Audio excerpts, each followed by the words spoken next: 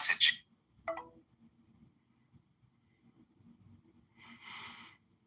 Hey, Victoria, it's John. Sorry I missed your call. Hope you're having a good evening. I'm free. If you're free, just give me a call back. Talk to you soon. Bye.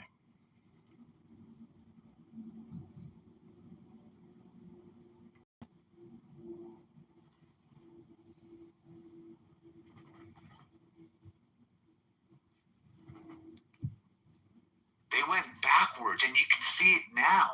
Because you can see when people leave that part of the world, which is primarily operated off of that whole fucking thing, they're primitive, right? That's why the fucking countries over there, right, that are stunted the most are under this fucking Islamic fucking bullshit.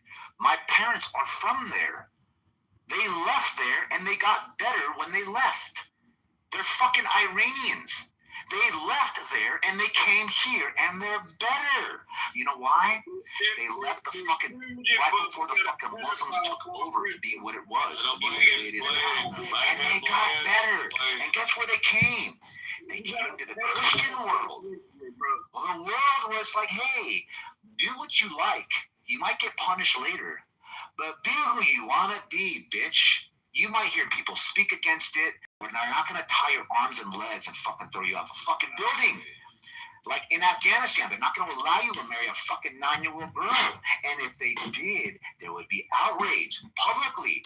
Over there, you couldn't. They're going to allow women to go to school. They're going to allow people to get divorced. They're going to allow hands. They're going to allow people to get married. That might go away, actually. But I'll tell you this. The idea is this. The further away you move from that religion, the more you're allowed to be a fucking human being. Not a fucking goat, bro. Isa Kant! Isa! Isa! Welcome to your show. I get to have a club now? It's called the Isa Watermelon Club. How are you? Wow. I didn't know I had a club. Yeah, you've got a fan club. Oh, that's amazing. I started. How many fans do I have? I started it. Let's see. You have Only 496. 496? It's better than nothing. No, this is just a recycle club. You're not giving me my like a new club. How are you doing? Good. I'm going to bed. So that I had a club with a room, and so I had to come in before I go to bed. Nice. How are you? That's no wine. I was going to read a book. I shifted all my recording of Clubhouse to the downstairs part of my house, to all the bedrooms, so I don't have to listen. Wow. I don't want to listen to the people here talk anymore. It's Yeah, ridiculous. I asked you a couple of times, like, what the hell do you do at night when you leave all of these phones on? It's like contamination. Well, what's cool is if you have I use an auto clicker. It's like an app, and so if the room closes or they kick me, every 600 seconds it clicks again, and it just launches a new room. So it's like there's always content available. It's kind of it's like a fully automated live stream. Crazy, dude. I'm crazy. You should hear the shit that people talk about on here. Not this Clubhouse farming. It's just so weird. It's not weird. What people talk about on here is weird. That they waste all their fucking time talking endlessly. Well, I think my rooms are not that weird. My criticism is that it's all redundant. Like you've heard the same people say the same shit. So it's like I want to control my mind by controlling what I hear. But I'm just upstairs in the top of my house. I have a library and I have a music room, and I'm gonna live stream myself. I spoke with Epaminondas the other day, and he's still reading books on X. Mm-hmm. He's doing very well. He claims that he's got a huge audience. I've never seen his live stream. I don't even know what his profile is. A lot of people is following him, and he gets like, if he publishes something, I was looking at his post the other day, and he gets like 500, 1,000 likes, stuff like that. Like it's not too bad. What's his profile? Epi? Let me check. Epaminondas? No, it's not Epaminondas anymore. I mean, it's similar, but it's not Epaminondas. Epimenides. I think it is Epimenides. I can't find it. I'll share his profile with you. Hold on. I look at his Instagram posts all the time. He likes archery. Oh yeah, well, the other day we were talking on the phone, and he was doing a little bit of archery while we were on the phone. He's very good at it. Look, that's his profile. I'll put it in the chat. Oh, E_Plutarchus. Plutarchus. When's your mom coming to town? In a month. I'm just going to stay here like 4 weeks, 6 maybe. I still have to figure out her flights. What the fuck? He writes, this reminded me of my second wife. Epimenides. This reminds me. 15 people tuned in. Holy shit. He's got some funny content, some like African AI village shit. Jesus. Ugh. He gets a lot of likes. I mean, not all his posts, but he gets decent likes. Some of his recordings get like a couple hundred ones. Mm-hmm. Well, he's got 22,000 posts. He's got 22,000 posts. That's a lot of posts. Yeah. He's got a bigger following than I do. Yeah, what I want to do is hire like an actress to read a book. How are you? I know I'll preface this by saying I am pretty tired. I've been working around the clock, but yeah, definitely wanted to speak with you though. Yeah, no worries. Yeah, how was your day? It was good. Just back-to-back meetings pretty much all day, but I'm not good. How was yours? It was good. I went to the gym. I talked to a former coworker. Did some errands. It's been a nice day. Nice. Where did you used to work? The IRS. Oh, okay. And so you're running, I know that you said the 16th Congressional District. So I'm actually from there. So I grew up in Carlock. Mm-hmm. Like in the middle of nowhere. But I don't really keep up with politics too much in that area, but I do to an extent. Yeah, Darren LaHood is running unopposed now that they kicked me off the ballot. But it's funny because it's like I don't even think people realize in the primary, like there's only 2 candidaes. So there's like no why even vote in the primary, Yeah, and then I guess he was it the 18th Congressional District that he was in prior? Yeah, it just shifted because of the redistricting. Oh, okay. That makes sense. I mean, they definitely need term limits. Yeah, he signed a term limits pledge, and I signed the same pledge, not to seek more than 3 terms. So he's already in violation of it. Yeah. So, wait, you're in Chicago, right? Yeah. Yeah, I live in the northwest side, Jefferson Park. Oh, nice. Oh, yeah, you said that. Yeah, I just moved back here from Miami, but I have to be here for work because it's where pretty much all my clients are. What do you do? So I own a federal government contracting agency. Oh, wow. I just started it, though. Started in October, but I was doing federal government contracting for the past 10 years, like with regards to tech. But now I'm kind of thinking, so tech policies, like cloud transformation solutions, AI, stuff like that, but I feel like we're about to go to war with Iran, so I'm like, maybe I should just go into like the whole like weapons area. Yeah, I mean, however you can do it, I've seen that sam.gov website. I never used it as an employee of the Treasury Department, But How's it going there, brother? Oh, sorry, hold on one second.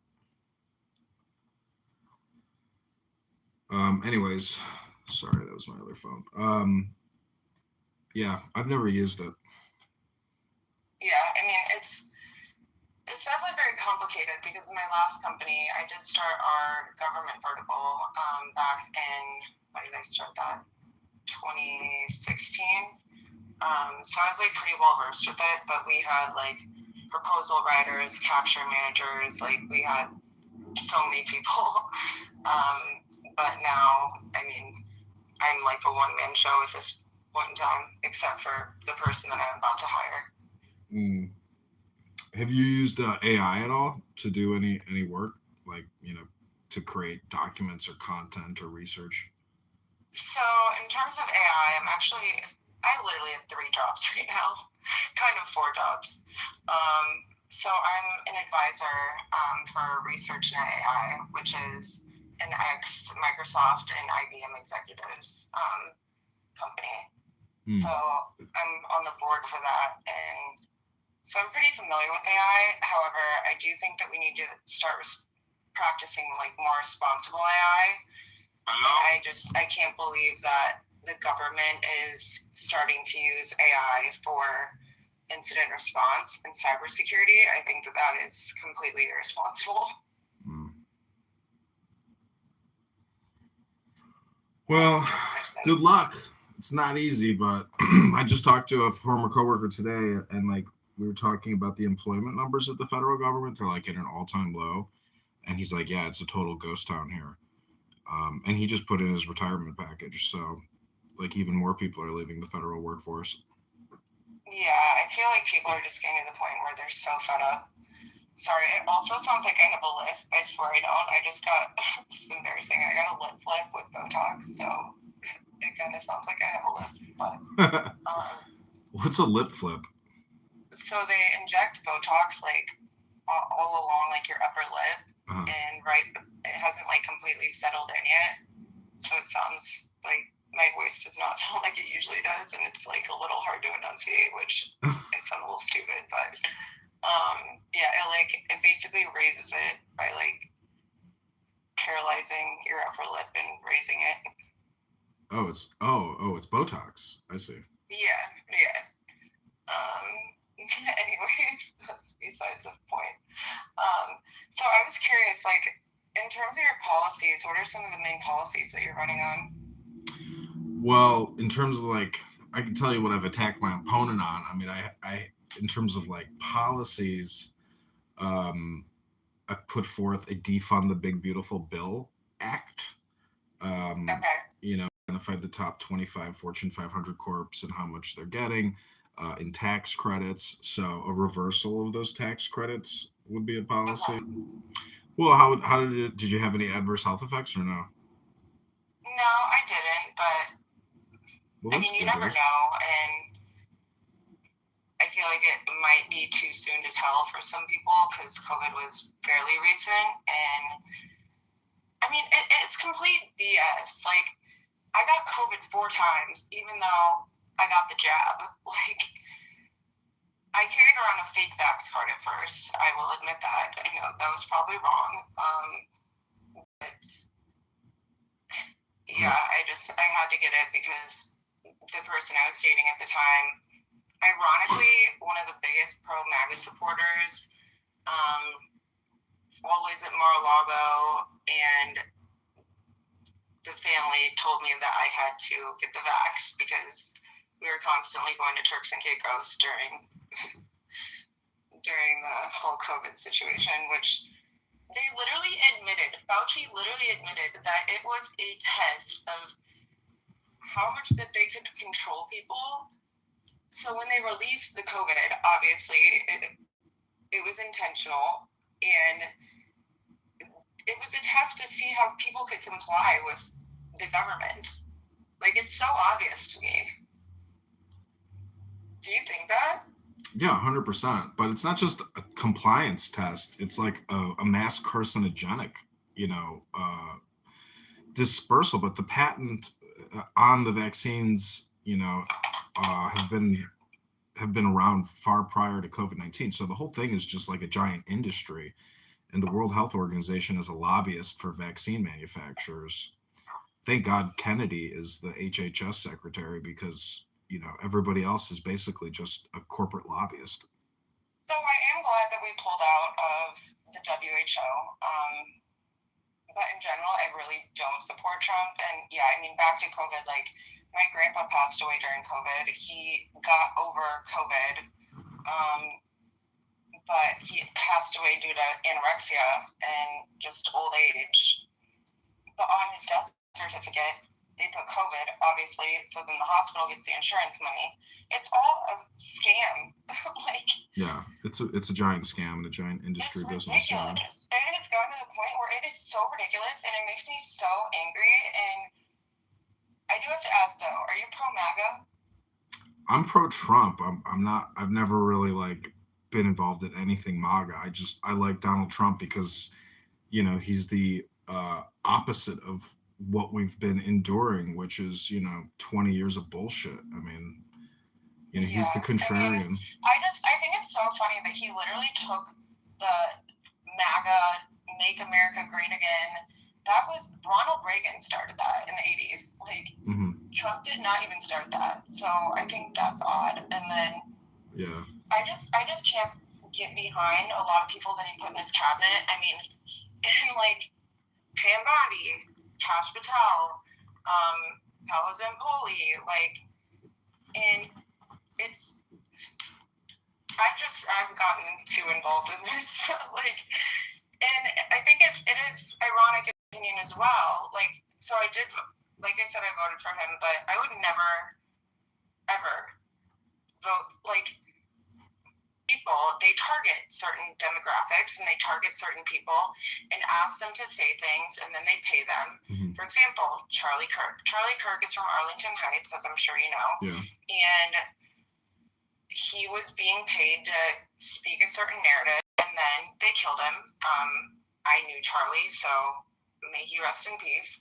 And then Nick Fuentes, they're also going after him now. He's in LaGrange.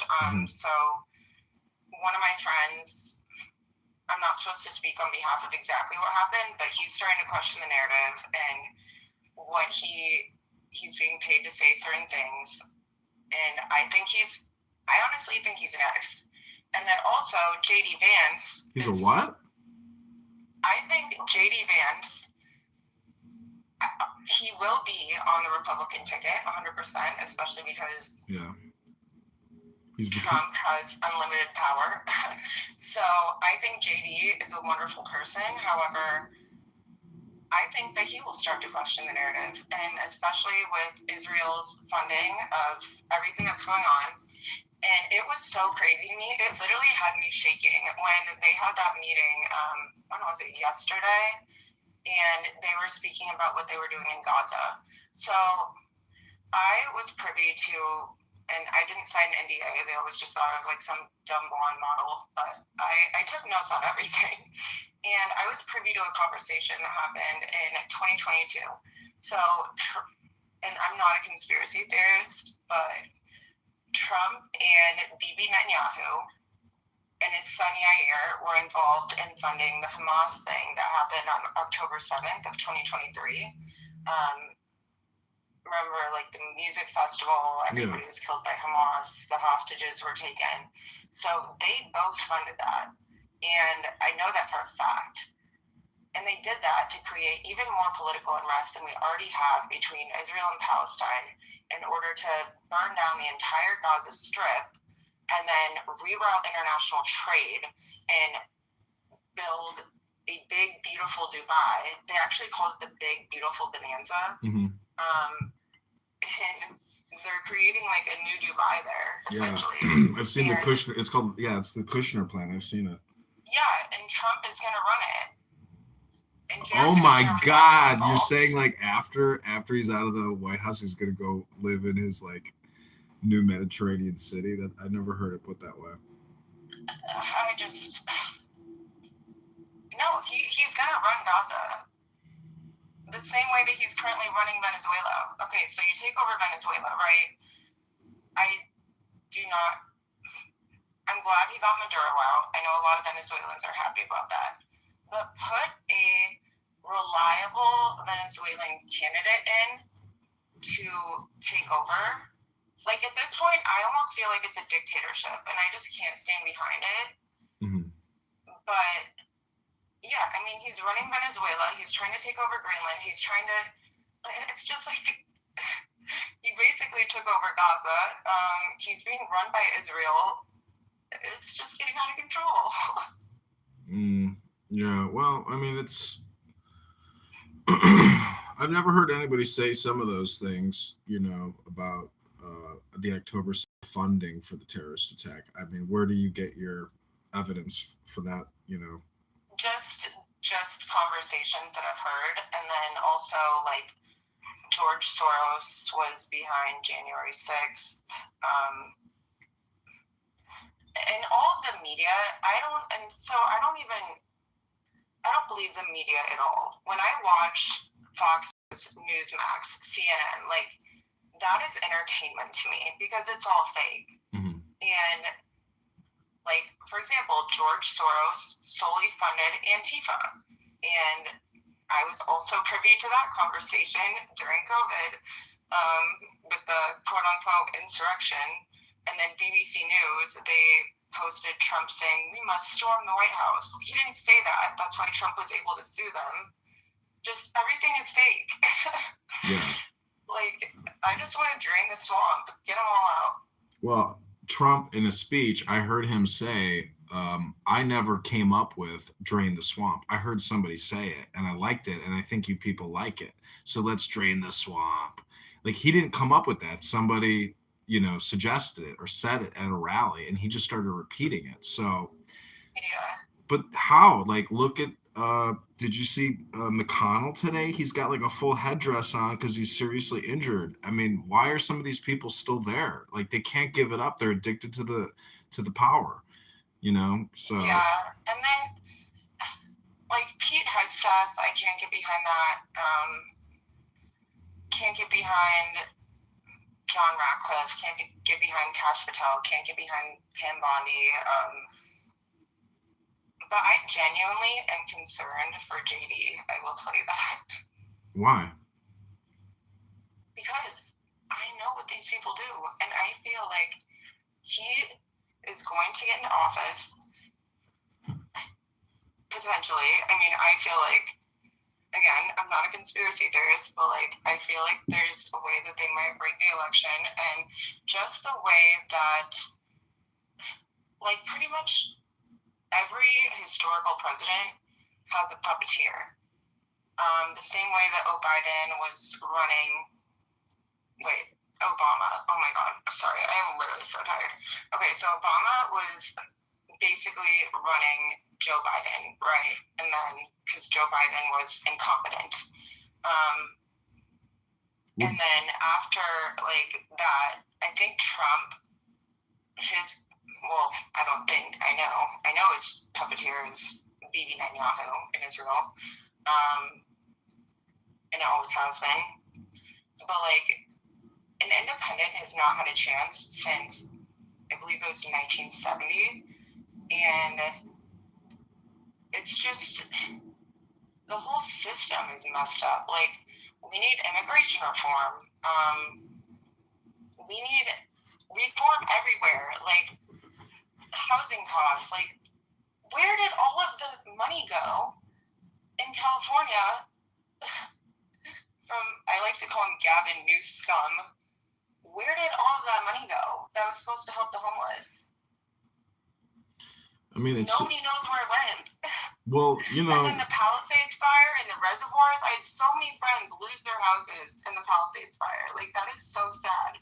And then State Farm, who is from, obviously headquartered in the 16th Congressional District in Bloomington, they dropped everyone's policies like 1 to 2 months before the fire. It's just, everything is really crazy. Yeah, I went to look into it. I went to Bloomington to get signatures on petitions, and the first 2 girls that signed my petitions, one of them worked for State Farm, and she also used to work for the LaHood campaign. and I don't know, like she invited me out to another bar in Bloomington, and I don't know if she like started texting somebody or something, but I got ran out of the bar. Like it was the weirdest experience. Wait, why did you get run out of the bar? I have no idea. Some black friend of hers came up to me. He's like, "You gotta leave. My friend is upset." I'm like, What bar was it? It had a stage and they were doing karaoke. It was like, at the end of the strip. I can't remember the name of it, but yeah, I know what you're talking like. Because Carlock is close to Bloomington, and I interned in State Farm's Research and Development Center in tech all throughout college, so yeah, I was like always back and forth. Yeah, she was a paralegal. But anyways, I'm just saying that.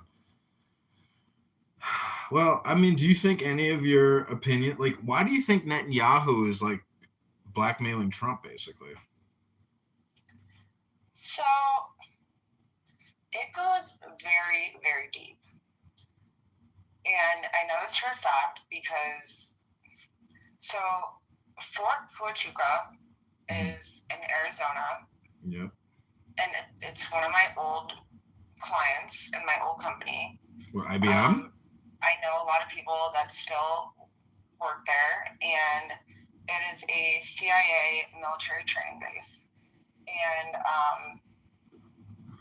I mean, I was in the Army, and I've been to Fort Huachuca, so I don't know where the CIA on that place.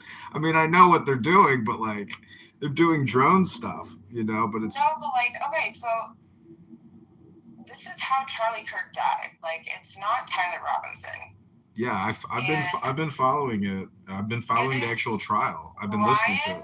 Brian Harpool, and it took place outside of a skiff, right? Like, you know what a skiff is, obviously, if you're in the military. No, I never was in a skiff. It took place outside of a skiff, and it was Brian Harpool, Cabot Phillips, Erica Kirk, Ben Shapiro, and Netanyahu, like, called in, and they killed Charlie. Like, this shit is so deep. It is so crazy to me.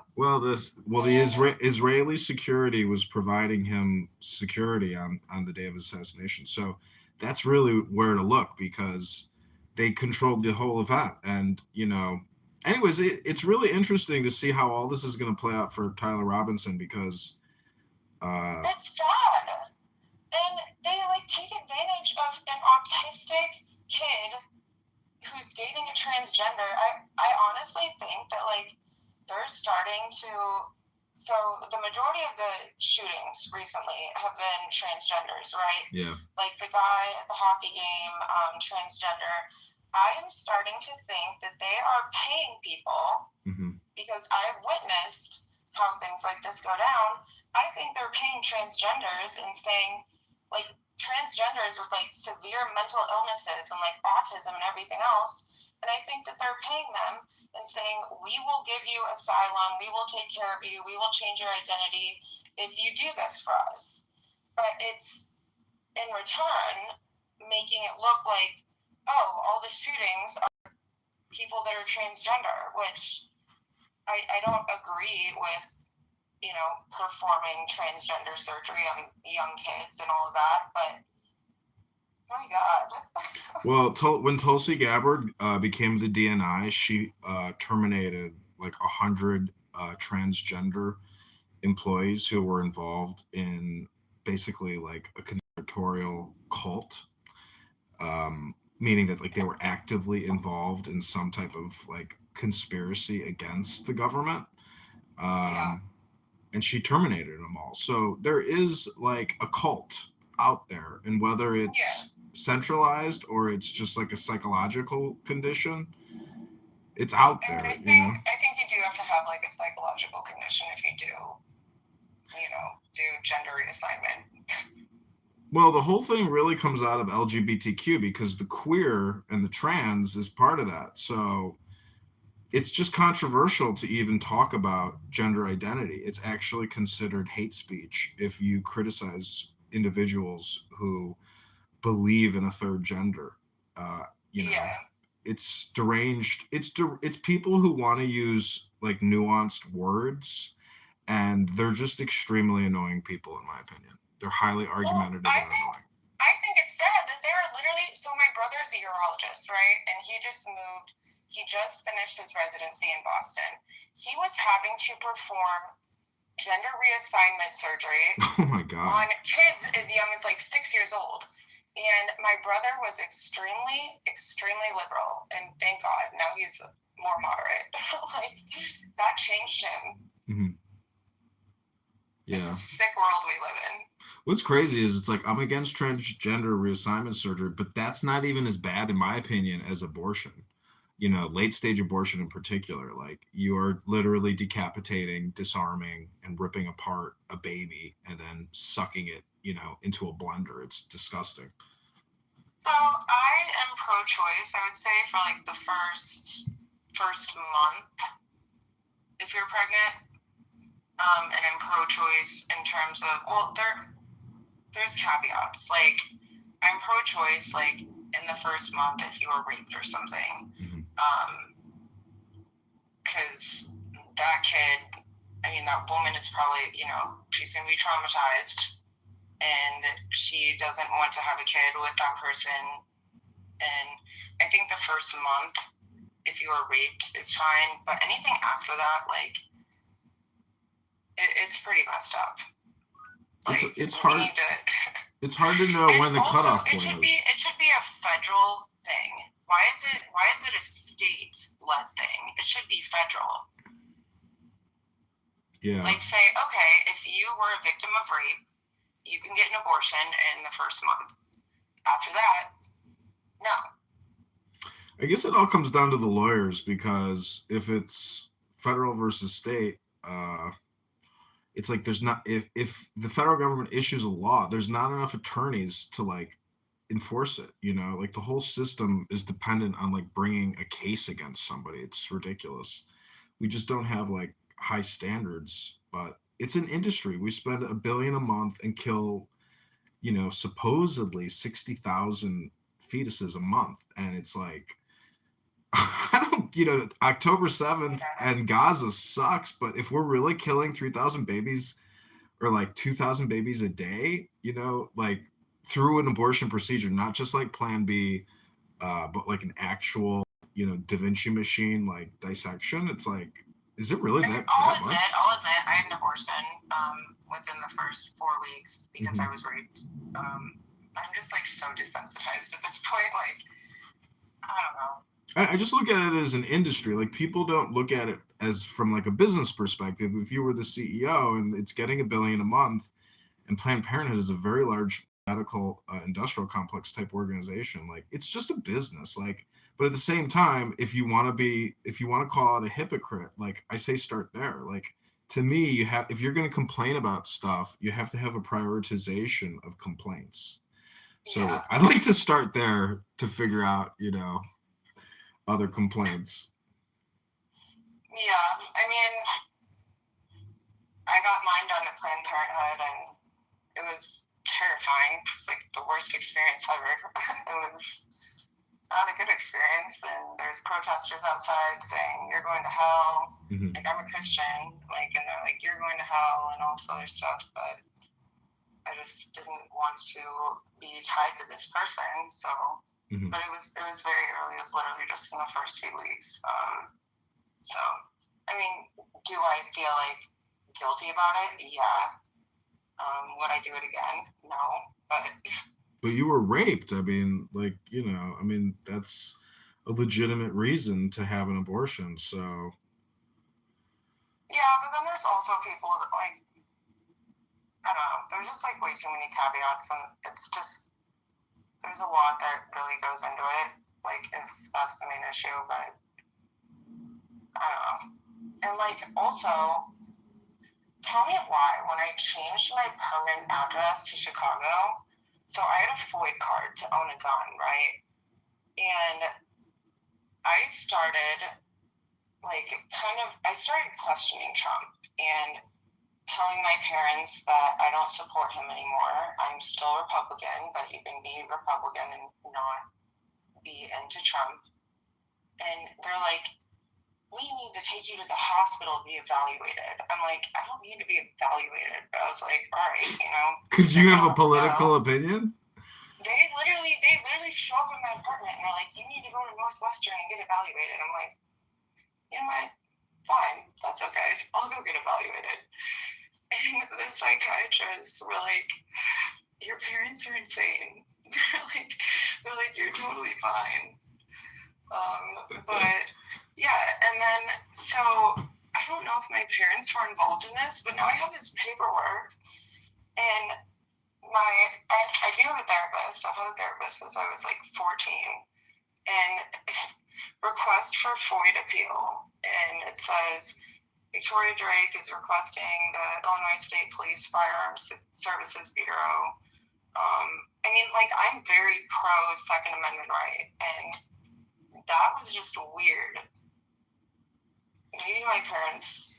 Yeah, I'm sure there's something on the cook or on the sheriff's department website or whatever. Because I did the carry and conceal permit, but I never went through it. My dad was like, "Don't get a gun." I was like, "Why not?" He's like, "Just don't do it." He's like, "There's too many legal ramifications if you shoot somebody." I'm like, "All right." I mean, I just feel like as a woman, like, walking around Chicago is scary as hell. Like, I went to Mariano's the other day, and there was just, it's really I don't know bad. if it was like a homeless guy or something, and I was at the self-checkout, and he grabbed me, literally grabbed me and picked me up off the ground. I was so lucky that, like, it was like around like 8 o'clock or something, so it was pretty empty, and there was, so there's like a wine bar right by the self-checkout at the Mariano's in Lakeview East, and he ran over and pushed this guy over. I mean, I know multiple girls that have been punched in the face in the Gold Coast. Oh, I got punched in the face too. Yeah. Yeah. In my opinion, if you have a gun and you got the balls, you just shoot on sight, and 2 in the chest, 1 in the head, and get rid of them. Bye. Yeah. And why was the person that set the girl on fire, who was the serial face puncher? Yeah. 72 arrests.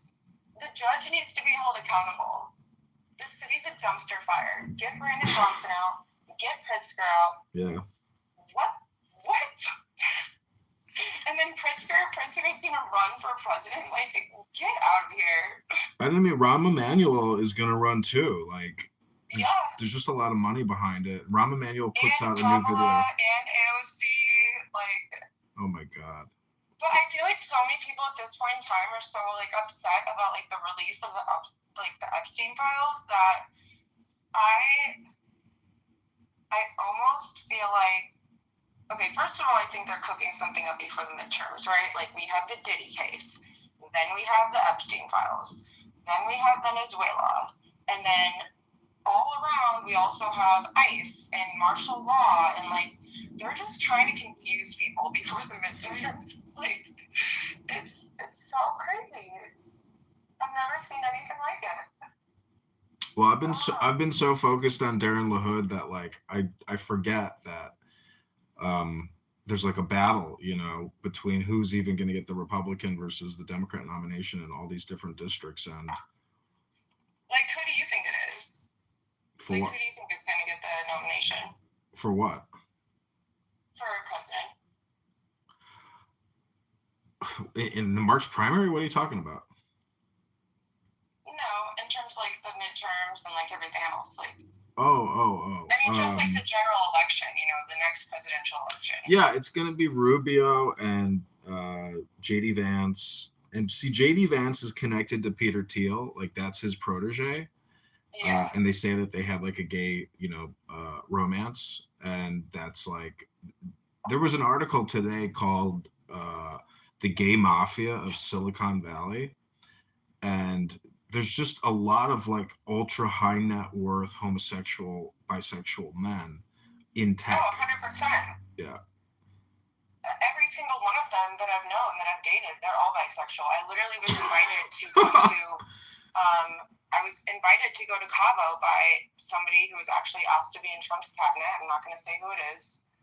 And he was my ex next door neighbor. He is a great person, but so his secretary reached out to me and was like, hey, you want to go to Cabo with this person, but I need you to sign an NDA saying that he can sleep with both men and women when you're there. And I'm like, oh my God, I just can't with these people. That's crazy. I know a girl that works for Pritzker's cousin who runs the military museum, the trans, and she had to sign an NDA that she couldn't discuss, like anything with regards to her to Pritzker, and I was like, well, what is it like that would be controversial? She's like, who he sleeps with, and I'm like, who does he sleep with? She's like, young Hispanic males. I was like, okay. Interesting. At this point, I do not care anymore. I will expose everyone, and like with regards to the update on April 27th, but I've been united with other people involved in this whole situation. And this kid was 16. He was a young gay black man, and he had to sleep with Lindsey Graham on Hilton Head. Like, Wow. and I feel like a lot of people are like failing to realize that it's not just Little St. James. It's Little St. James, Great St. James, Hilton Head, Deer Island, New York, Palm Beach. Like, yeah. I'm disgusted. Yeah, I mean, I'm always surprised. Like, I went to the military college of Charleston, and it's called the Citadel, and I've been to Hilton Head and been to Sullivan's Island and all those nice places. I'm just amazed. I mean, like, I'm not gay, but like, I'm always surprised when somebody I went to college is like, oh, by the way, I'm gay. I'm like, you're what? Like, I'm like surprised. I'm like, all right, well, congratulations, I feel like most guys that join fraternities are like actually gay, and a lot of them. I was actually communicating with somebody who worked for the RNC. I was communicating with him earlier, and he was in my ex-husband's fraternity, and he came out after college, but he was always in bed, like at formals and stuff with like all these other men. I'm like, the fuck? Literally, what is going on? I don't know. It's like human behavioral sciences, but it's like there's just so much promotion of it that, like, the 1920s, like 1900 to 1950 must have been like the best that America, ever was. Yeah, like especially before. I mean, social media. So I guess it might be like a controversial kind of counterintuitive take, but I feel like I'm glad that we do have social media where we are able to essentially say whatever we want. But then also Larry Ellison, CEO of Oracle, he's buying up all the media to control us. And he's also building a 5-story data center under the East Wing in the White House. He bought Paramount. He wants to buy X from Elon because he doesn't want freedom of speech.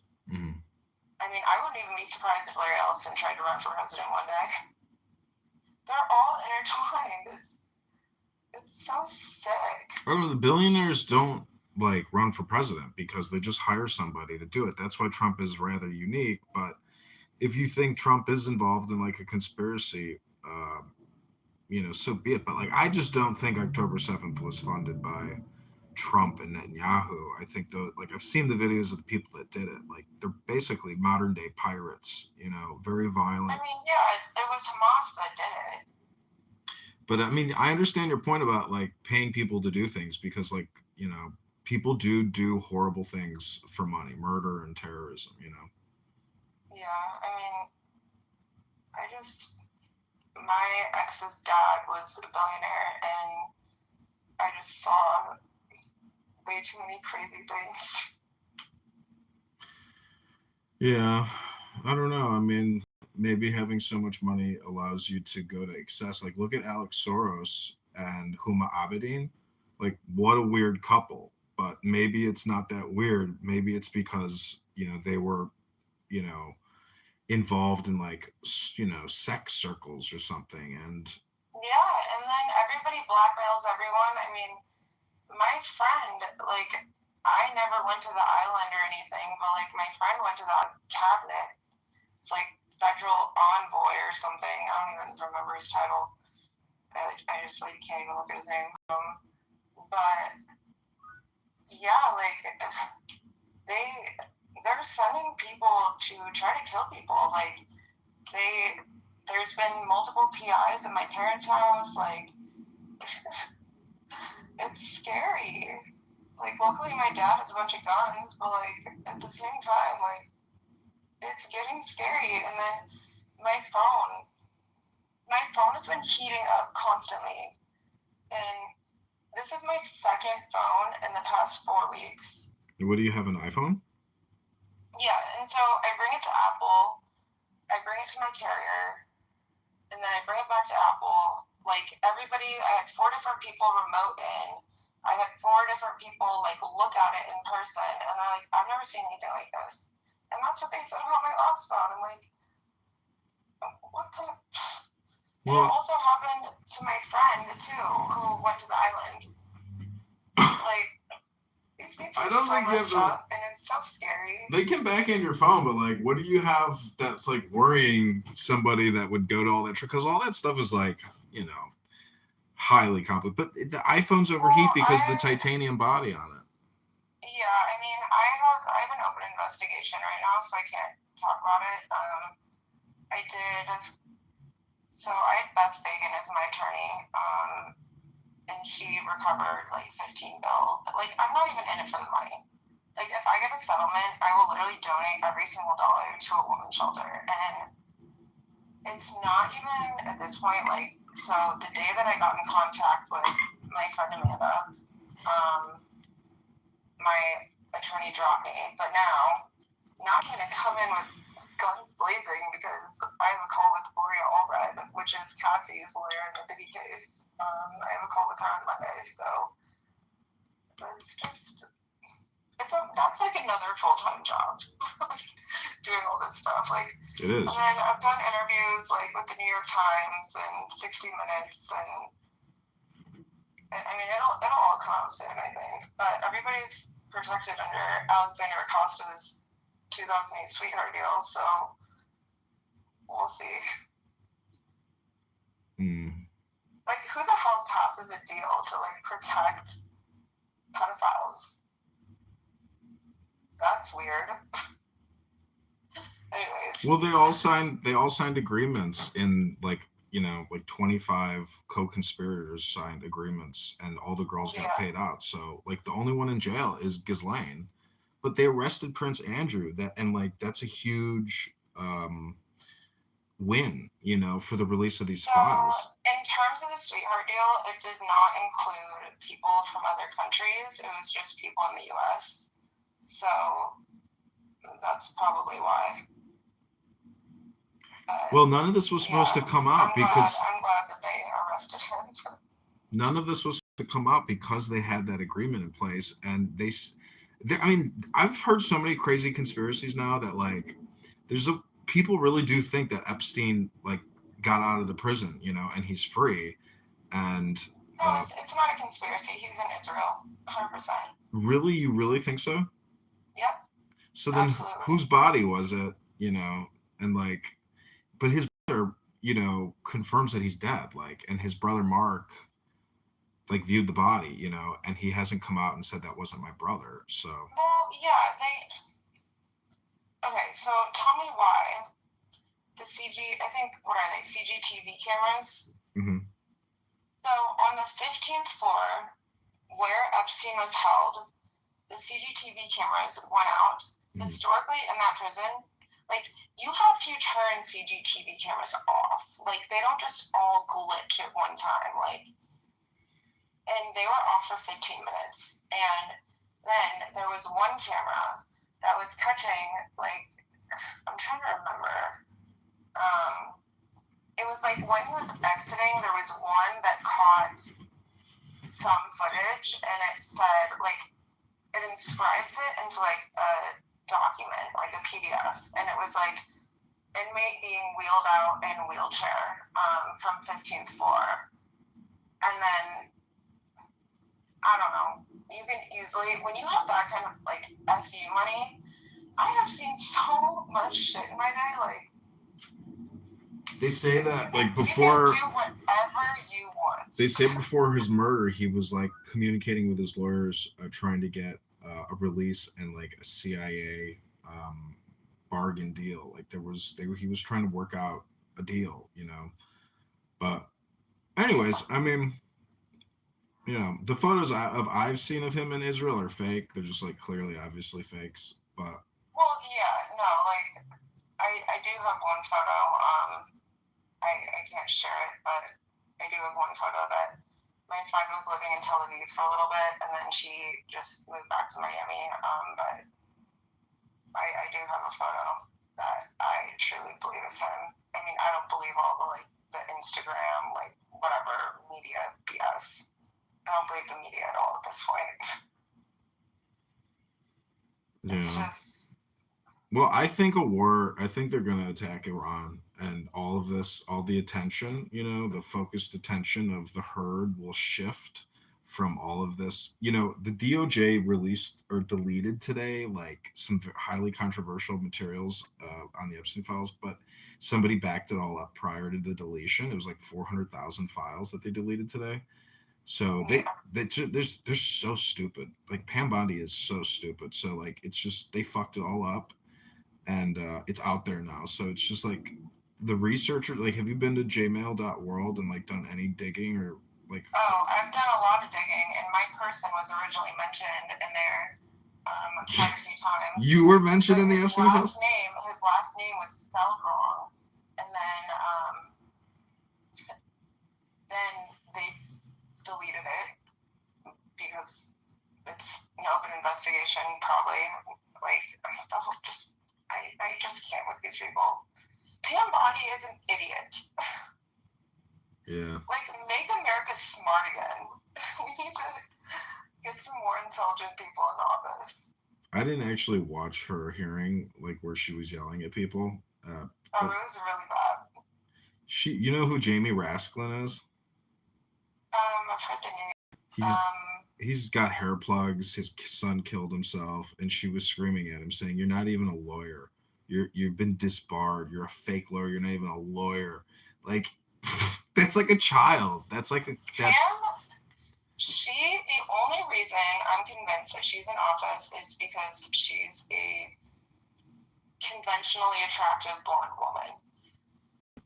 And well, she worked with the Bushes. She's like Jeb Bush's attorneys, and she was a Pfizer attorney. Like, the chick, she's been around. Like, she is really well connected, and it's the whole thing leads to the Bush, you know, the burning Bush, and George Bush is dead, you know, senior, and like what came out in the files about him eating like baby entrail excrements is like so disgusting and vile that I just don't believe some of that shit. Like, maybe it's just like a joke, like, and it's in a document or something, but it's like actually a joke. But there's no fucking way. Like, there's no fucking way, you know.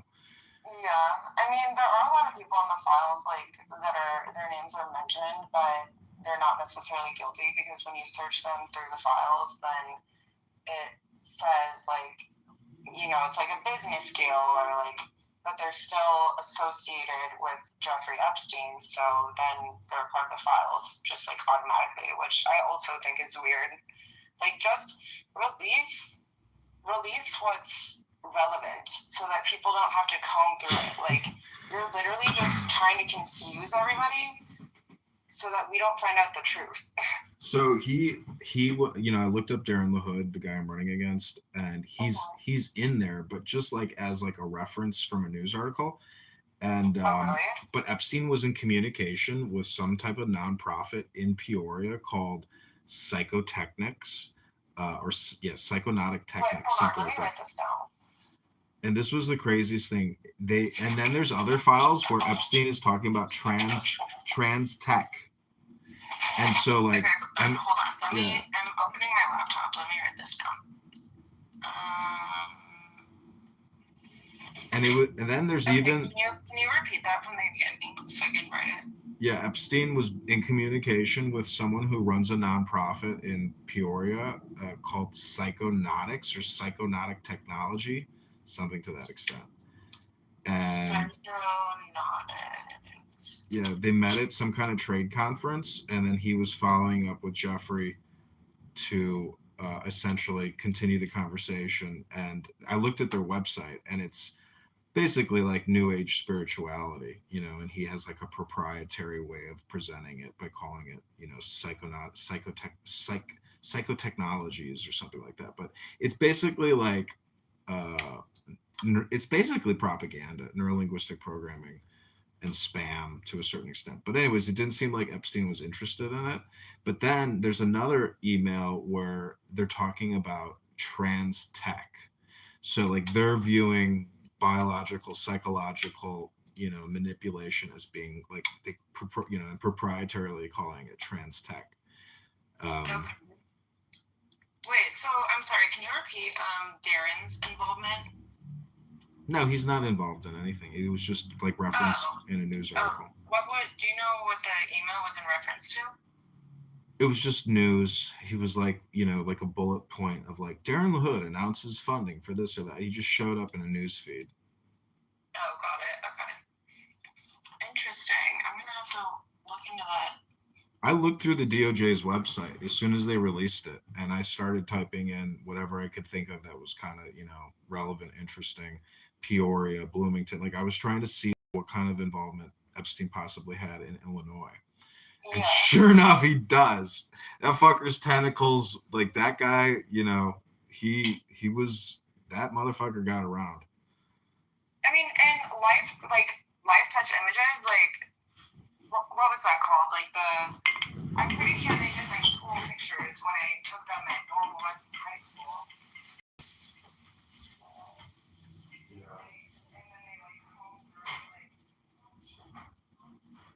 What blows my mind is that I'm the only person that ran against out of 600,000 plus people, and the only fucking person that ran against them.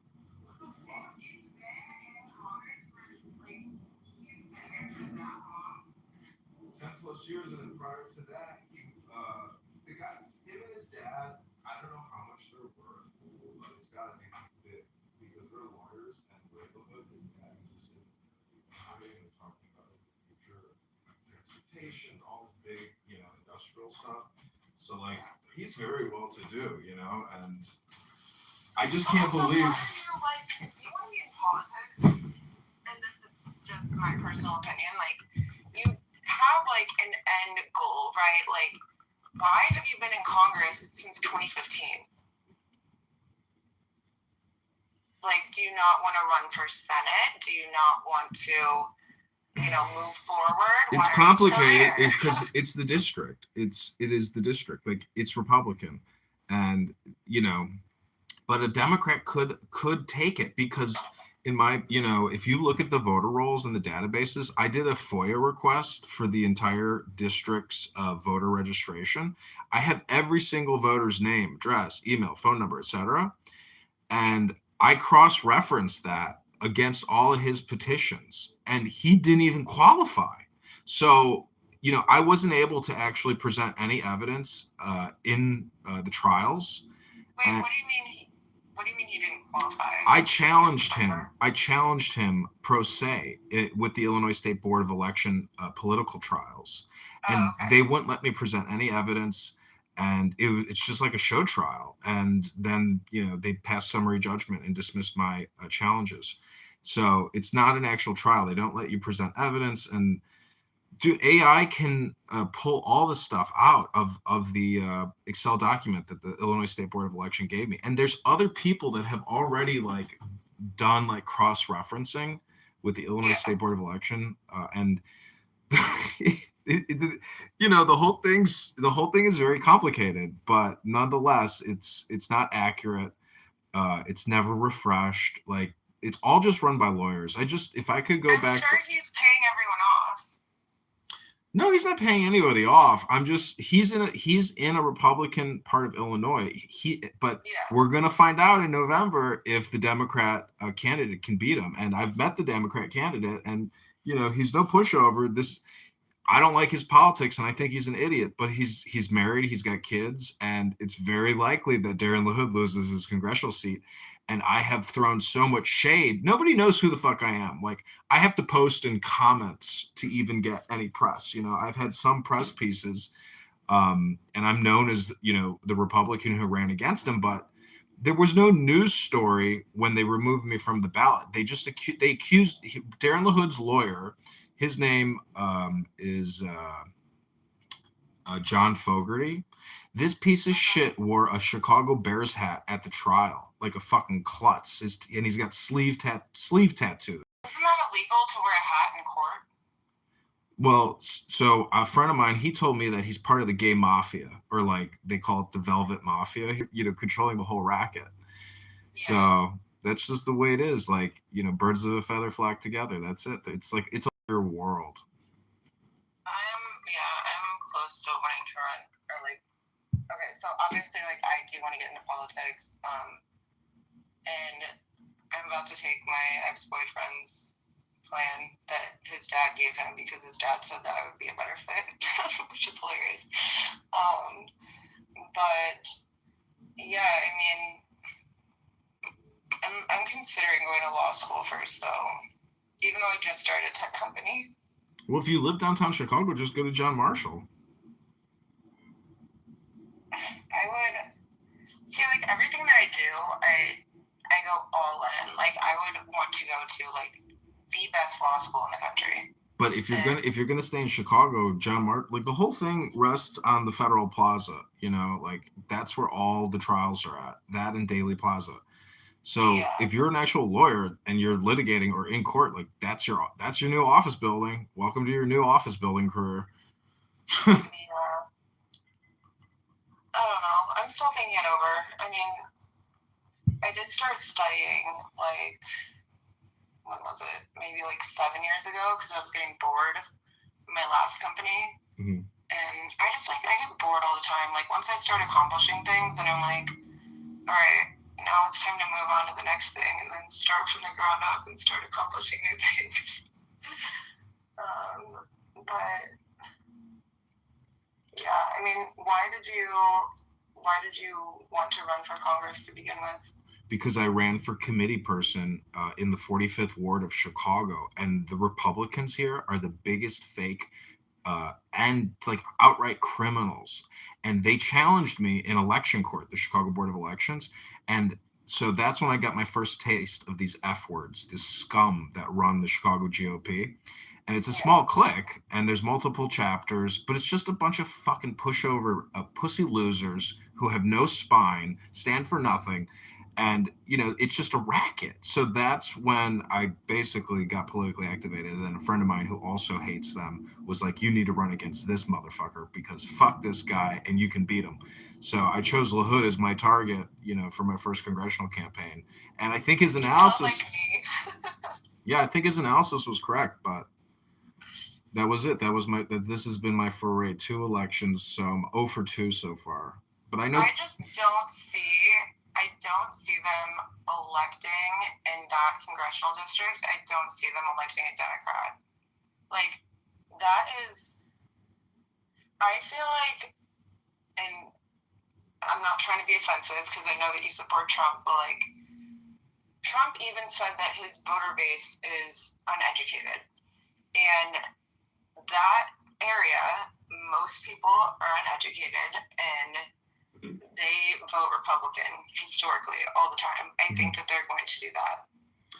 Well, we'll find out if your opinion is accurate. I mean, you could totally be right because statistics usually don't lie, but I would just say that based on the comments and, the audience activity based on LaHood versus this guy Noli, and then if you look at comments, like you can make basic inferences, based on sentiment, and it'll just be, I think it'll be really close, like really, really close. Like let's say it's 50.01 to 49.99 type of close, but who knows which way it's going to go, because see, the thing that Darren LaHood has to go up against now is the Illinois State Board of Election database.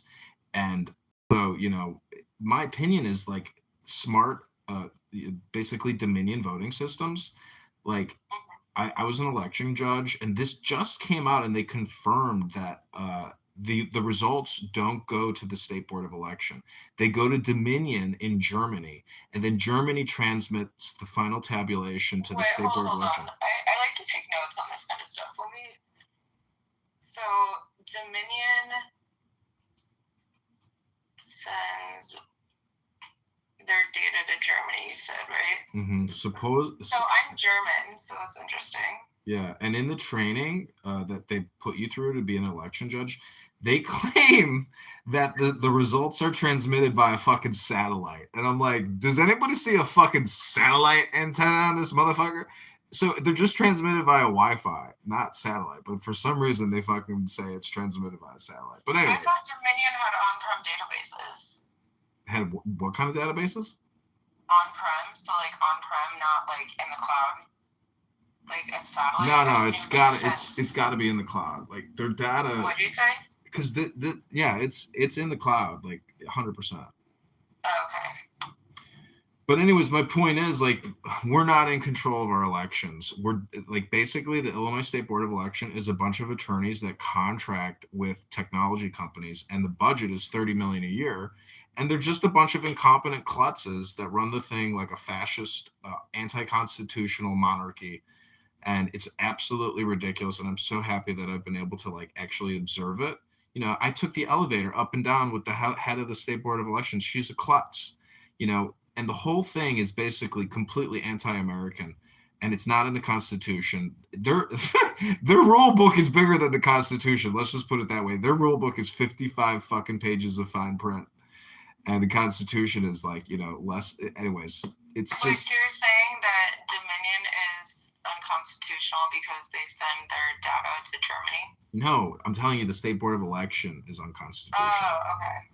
The fact that it even exists, like, you know, if you want to run, you should have the opportunity to be on the ballot. It shouldn't be like controlled by lawyers, in group, out group kind of thing. Like, that's why we don't have a turnover, and why term limits would be important, because of the State Board of Elections are that corrupt. That's what term limits would prevent, is corruption. I mean, that's just like so hypocritical. Like the hypocrisy of the entire situation of somebody that's signing on term limits, and then you've literally like just taken over and like monopolized the entire situation by yourself. It's a monopoly. That's weird. Yeah, it's a monopoly. But that's what I'm saying. Like, I've met the challenger, and I've debated him personally, and I recorded the debates. And so I've got great content of the Democrat candidate, you know, and I think that you don't even need to look at my video. You can just look at his Facebook, and you're just gonna be like, oh, this guy's an idiot. Like, what a schmuck. Like what a push. Like, he literally just met with Senator Durbin, got an endorsement from Durbin, took a photo with Durbin, who's anyways, I'm just saying that, like, so it just doesn't seem like the country's broke to them. It seems like we have infinite money. So I'm like pretty blunt when it comes to things, but I'll be honest, when I looked at your Instagram,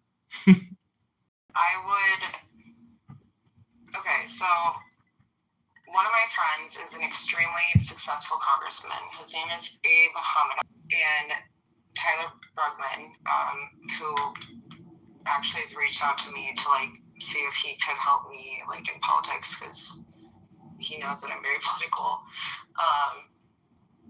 I would be very careful with what you post on Instagram. I would not post anything AI. It kind of looks suspicious. Like, I know it could be all in just like good fun, whatever. Like, maybe have like a private account with your name not attached to it if you want to post stuff like that. But like, that again, it's just my personal opinion. I think maybe clean it up a little bit.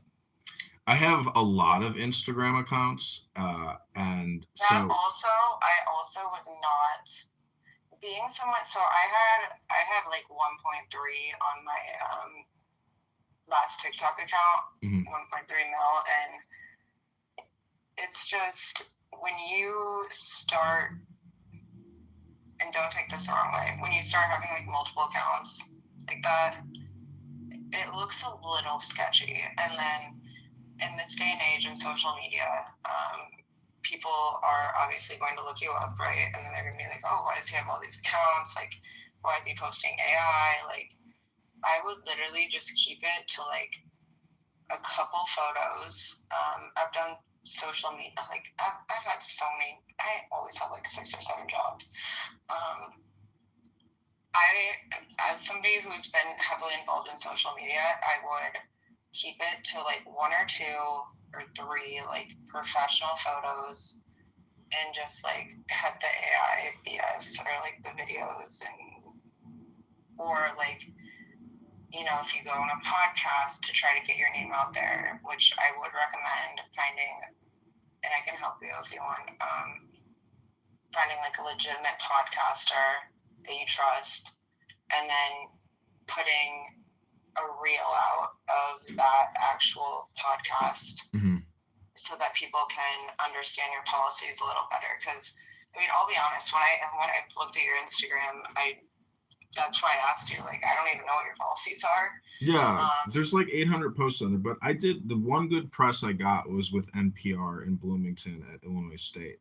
I drove down there and did an interview, and that was like my best press that I generated out of the campaign. And I called LaHood a rhino. I said he's a traitor to the Second Amendment. I don't remember if I brought up my complaint about the vaccine, but either way, I just wanted to have like a friendly, nice, you know, introduction type of press, and it achieved my goal. You know, and see, this whole thing is like a psyop, Victoria, meaning like, oh, trust me, I know. Yeah, I mean, part of it is also comedy. Like, if like I'm using Sora to make sitcom videos, and they're getting a lot of views on YouTube, and I'm pretty sure that like over the next like, you know, 90 days, like I will be able to generate, you know, I don't know, low few million at least in views. But so I would just, and again, this is just my personal opinion. I'm very opinionated, if you can't tell. I really would not do anything AI. I would take every single one of your posts down. I would have one main account. Like John it's too late. It's too late. You don't understand. I have so many AI videos out there of my face. I'm not worried about it. It's AI, right? So like people can always, like, you can always just say, oh, I didn't create that. Like, no, I'm intentionally creating them. I have fed up with Trump and his like comedy behavior, and like, I mean, bring back intellectualism, bring back elegance, bring back like eloquent speaking. Like the fact, and I'm not saying that like you don't speak eloquently. I'm just saying, like, I mean, look at Gavin Newsom's or Newscum. Look at his TikTok. Look at the White House TikTok. Like, people are really starting to get fed up with that, and they want presidential behavior. Like, they want just somebody that like is a little bit more well behaved on social media. And that's just the takes that I've gotten from a lot of people. I know a lot of people, you know, like, even like people I've been at Mar-a-Lago with, like, people are getting fed up. And again, that's just my take. But I spend I spend a lot of time doing meditation work, artwork. I just view myself as an artist, but I do appreciate your, you know, feedback. But I like to say there's critics and artists. And, you know, until you actually meet a person to judge what I just view as artwork, you know, I just think social media is technically all artwork. And, I mean, it's a business component. It's our biggest media channel, though, right now. So that is essentially going to be your largest platform. And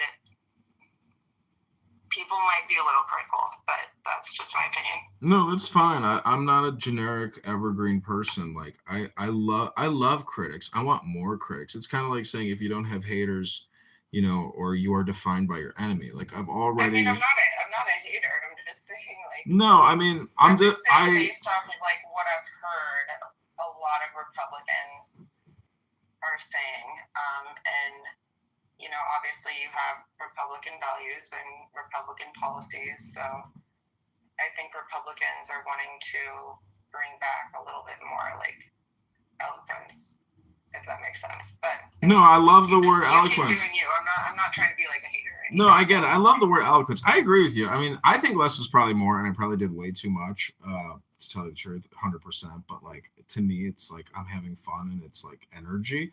But I am gonna run for the mayor of Chicago, and so I'm gonna actually file with the Chicago Election Commission probably next week, but hopefully by Friday. 4 other people have announced.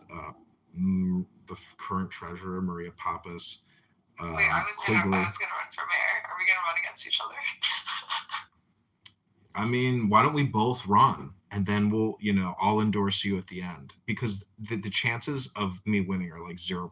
So like the whole thing is a psyop where I can transfer all of my work and connections and media to the person that I want to endorse. So it's just like media politics. Okay. Because a lot of this is comments and then polls. We do need a Republican mayor. Like, the city's become a dumpster fire. But then I also look back at Rudy Giuliani. So when Rudy Giuliani was, in charge of New York and everything, Rudy Giuliani's a fucking mess. Like, I don't know. Well, the one thing that I have in terms of this campaign is I own a building and about like 600,000 cars pass by it at least every month, at least 600,000. It's nonstop cars. So I'm going to put up a big John Kitover for mayor billboard. And I'm going to test that to see how many follows, likes, et cetera, views I can generate out of 600,000 impressions a month at a minimum. But it's the unfortunate thing about that is it's like drawing attention to my house. I don't know if I want to actually do that, if it's a good idea or not. Yeah, you might get like death threats. That's what I'm thinking. Maybe somebody will like fucking firebomb me or something. I don't know. Like, because I could. I will say I know a lot of Republicans in Chicago that want a Republican mayor, and there's just never like really been a viable candidate. And I do think, I mean, if you want my help, like I will campaign. See, like I'm just so far deep in my company right now. I also own a nonprofit. Like I'm an AI advisor. Like I have so much going on that like I don't know if I want to drop all of that and actually run for office, because I want to do it the smart way, right? Like I don't want the first office that I actually run for to be mayor of Chicago, because that would make me look stupid. You have to look at it though as a self-promotion opportunity, because this is going to be the most focused and concentrated like media mayoral race in the country. And so the profile for the individual running is huge. It's a huge opportunity. So I think at this point, like a Republican might potentially have a chance, but well, I'm gonna file. I will be honest. I'm a complete fucking killer, and I'm a badass when it comes to this kind of stuff. And I could help you actually. I could generate media for you. I mean, like I said, I have contacts in media everywhere. Well, why don't you just file it? Why don't you just file as well? I feel like I have too much going on right now, and I know, but you don't actually have to do anything. You already have, the presence, and then you also have the elegance. So like you would cause a shockwave if you filed for mayor of Chicago. It would be an incredible. You're gonna get so much media requests, and you just pick and choose. Like be very discerning and selective with your time. I know, but I'm kind of like, I don't think I'm like in the right headspace right now, just because of everything that's going on, like constantly having to testify, like constantly having to do interviews, like with like the Epstein files and like Paul's and Poli and like everything else that's like going on. Like I just don't think that if you run for mayor, it could help you. It could help you legally. I mean, like I said, when I do things to the fullest extent, and I don't think. Like, I would not want to run just to be, like, doing interviews, whatever. Like, if I run, I will win. And I will guarantee that I will win. And I don't want to run just to run, if that makes sense. Well, that's just how I If am. you have to do maybe I'm crazy. No, I mean, in my opinion, you need to do like, if I give you a presentation or like you need to do more analysis. I mean, like look at the other people who it doesn't cost anything to file. So it's just like, it's kind of like a gag. It's kind of like, you can always withdraw as well. So Abe is from Chicago, and he's always in DC. He's always like on the news. He's always doing a bunch of stuff. Incredible congressman, and so I have had a lot of people say that they would vote for me, and I also like, I mean, having a nonprofit in the South Side of Chicago like also helps because the South Side of Chicago is so fucking sick of Democratic policies. Like, I mean, there's shootings like every day, and then what a lot of people don't talk about is that like, so I was doing Big Brothers Big Sisters for like a long time, and I had a little, her name was Brooklyn, and she lived in West Englewood, and they were literally putting illegal immigrants in Section 8 housing and kicking people out that were U.S. citizens. It's an open investigation right now, but like, what the hell? Like, so that community, and so when Trump was running in the last election, he got the largest, I guess, Republican vote from that area historically, and I think because of what Biden was doing with their Section 8 housing, like, it's crazy. Yeah, I don't know. See, it's my opinion that the government is totally broke. That like to continue to fund HUD, to continue to fund Department of Education, CIA at $60 billion a year, like the government is going to have to cut spending dramatically. But we're living in like a pension crisis on top of it. So, I mean, there's a lot of opportunity. Also, wait, so how do you feel about the tariffs? It's one of those like never-ending conversation topics that I've been hearing about for quite a long time. And like, I think today was just like a huge fake news. It's just another regurgitation of the same fake news. It's just never ending. It's the daily news cycle of fake news. Yeah, I mean, it is all fake news. But like, what a lot of people fail to realize is that the consumer, so say for example, I find a dress that I like in a boutique in like Australia. I'm going to pay the tariff as a consumer. So you're essentially taxing and putting tariffs on the American consumer to buy goods from another country. Like, I know there's like a lot of nuances, but it's just ridiculous. It's a giant black box. Like they're saying that like we're gonna have to give back $250 billion, but if you look at how much we spend daily, like that is nothing. Like nothing. That's basically 20 days worth of spend. So the whole thing is just like fake news. It's insignificant. It's just all spam, and like that's why I say like the AI videos, like it's all spam. And so your attention is actually very important. And so like from a business perspective, I'm interested in like pushing out spam to monetize. Like I'm a Google employee, and I've made a lot of money with Google, and Google is a big financial opportunity for anybody that knows how to game the system. How old are you, if you don't mind me asking? I'm 43. Oh, okay. Yeah, I mean, it's all about scamming the system. Like, for example, okay, so last guy I dated was somebody in Miami, and I was living in my place on the beach, and then he was in Palm Beach. I think he might be the new Epstein, to be honest, because Epstein was the biggest scammer in history. And our second date, so like the first date, we went to the Satai, like whatever, like it was just dinner and it was fine.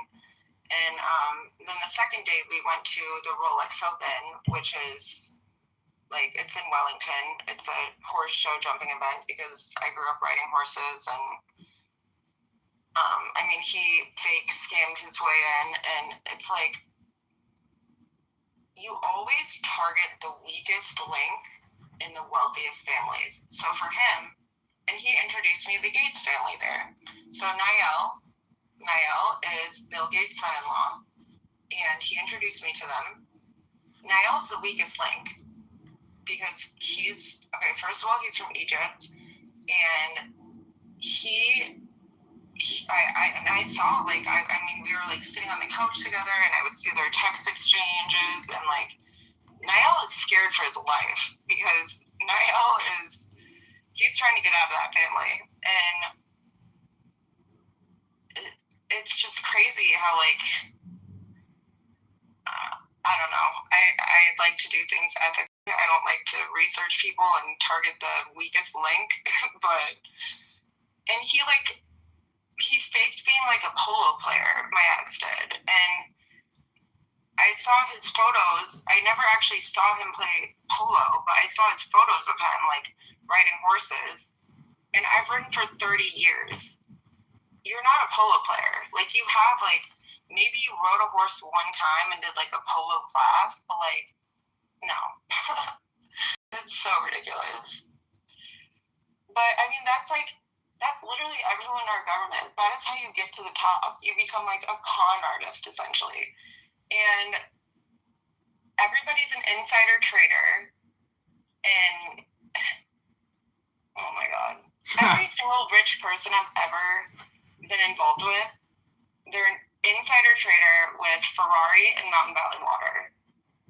Mountain Valley Water needs to be investigated because they have the highest level of arsenic out of every single bottle of water. It's so bizarre. Do you think Fiji water really comes from Fiji? Hell no. Wait, that's so funny because I'm literally drinking Fiji right now. I mean, read the back of it. They really claim that it comes from Fijian aquifers. It says, in Fiji, tropical rain slowly filters through ancient volcanic rock before collecting in a sustainable aquifer deep within the earth. Along the way, the water gathers in the vital minerals that give Fiji its signature soft, smooth taste, and the naturally occurring electrolytes that are significantly higher than other brands bottled at the source, natural pressure. Yeah, I mean, this is all fucking bullshit. That's so funny. I literally have it in my hand. See, I think it's like they put it in the past tense or something, and like they rebranded it because like maybe it really did come from Fiji, but then when the private equity firm bought it out, they changed the wording to describe the natural beauty as opposed to saying that this product actually comes from Fiji, which would be impossible. How the fuck would you transport all that water across the Pacific? It's so stupid. It's funny though. And I mean, Mountain Valley Water, like, a lot of rich people, like, and then also, this is interesting. This is an interesting fact. And this can't be repeated, but, like, okay, so Nestle Bike, right? Like, Nestle, the chocolate company, like, the Bike family owns it. And they have a plant in Bloomington.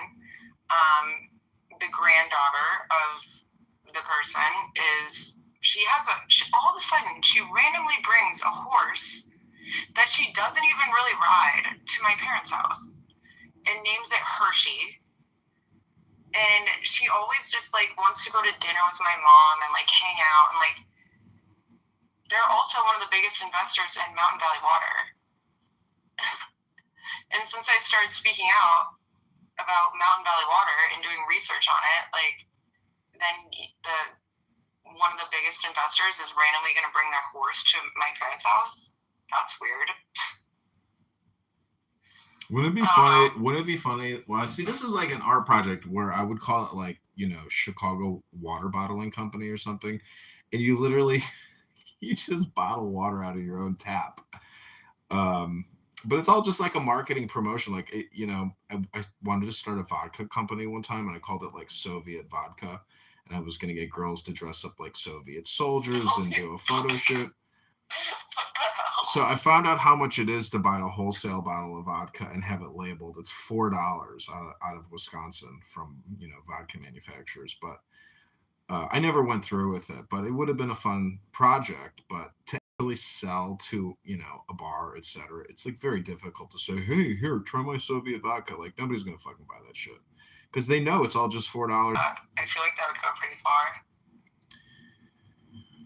Yeah. That'd be actually kind of funny. But why Soviet?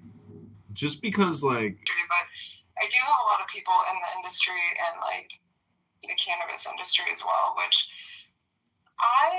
this is also, this is like hitting on me. And then he's like, hey, my family owns, he was Saudi. He's like, hey, my family owns like a bunch of cannabis shops. Do you want to like be a lobbyist at the NCSL conference in DC? And so the NCSL conference was primarily, it was cannabis and AI focused because they had to go down to I've smoked weed one time in my life when I was 14, like THC 3. So that's 3% THC in cannabis. And I went to the NCSL conference in Chicago and I just got weird vibes, but like, how are you literally just gonna approach a random stranger on the street and be like, well, his first words were like, where are you from? You don't look like you live here. Because, I mean, I'm tall and tan and blonde, whatever the fuck. But like, it was weird. I don't know. Wait, did I mention?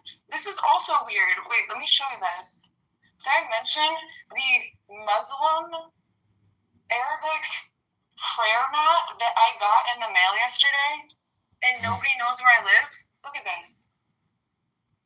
Look at this. This is crazy.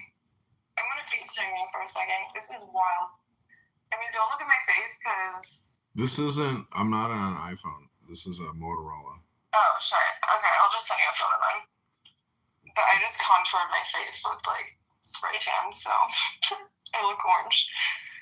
But it doesn't even... Okay, first of all, it doesn't have my name on it. It says Veronica. Holy hell, actually.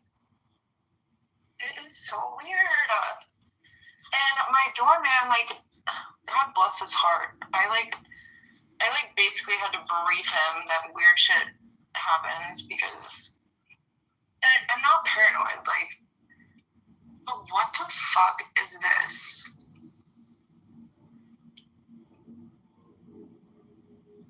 So weird. There was a really interesting article. Do you see that? Let me see. What is that? And then I get my gun taken away and my FOID card revoked. Veronica, nice. Then the Muslim prayer mat when only my absolute closest friends in the world, like, know my address. And if I'm going to meet somebody, like, I never tell them where I live. Oh, what? What is that? I got it last night. I actually... And then I look up the place that it was shipped from, and it says that it's known for, like, here, let me show you a photo of where I got it from. This Muslim guy left a really fancy prayer rug in the lobby of my old condo building one time, and I was like, you know what? You're coming home with me, and I still got it. Oh, wait. Oh, really? This is where it came from. From some website? Because that's like custom stitching. So it's Franklin Park, Illinois, 1055 Sesame Street. Like, I should work, you know what, get cashed out. I should work for the fucking FBI at this point. I find everything out. And, Sesame Street? Huh? It came from Sesame Street. Yeah, and then when you look up the address, it says that That's weird. It's basically like a huge, like, it says if you received a package from this address that you did not order, it's likely a brushing scam where sellers send inexpensive items to create fake verified reviews for their products. No. Do you think a Jewish guy did a Jewish guy send you that? What'd you say? Did a Jewish guy send you that as a joke? I don't see. I just moved into this place. Like, let's see. I moved in here about a month ago, and it was just a short-term lease. Like when I came back from Miami, and I have to be out in like a few days. Like nobody knows my address except like my friend Kate, my friend Jordan. Like only like my parents and a couple people know my address. So I'm wondering if I was like speaking out on social media, they got my IP address and tried to figure out where I was living. Like, and it's some Muslim bullshit propaganda that they're pushing. It doesn't even say my name. It says Veronica. What the hell? I'm so confused. Every single day, weird things happen. Oh my God, you got one of these random packages.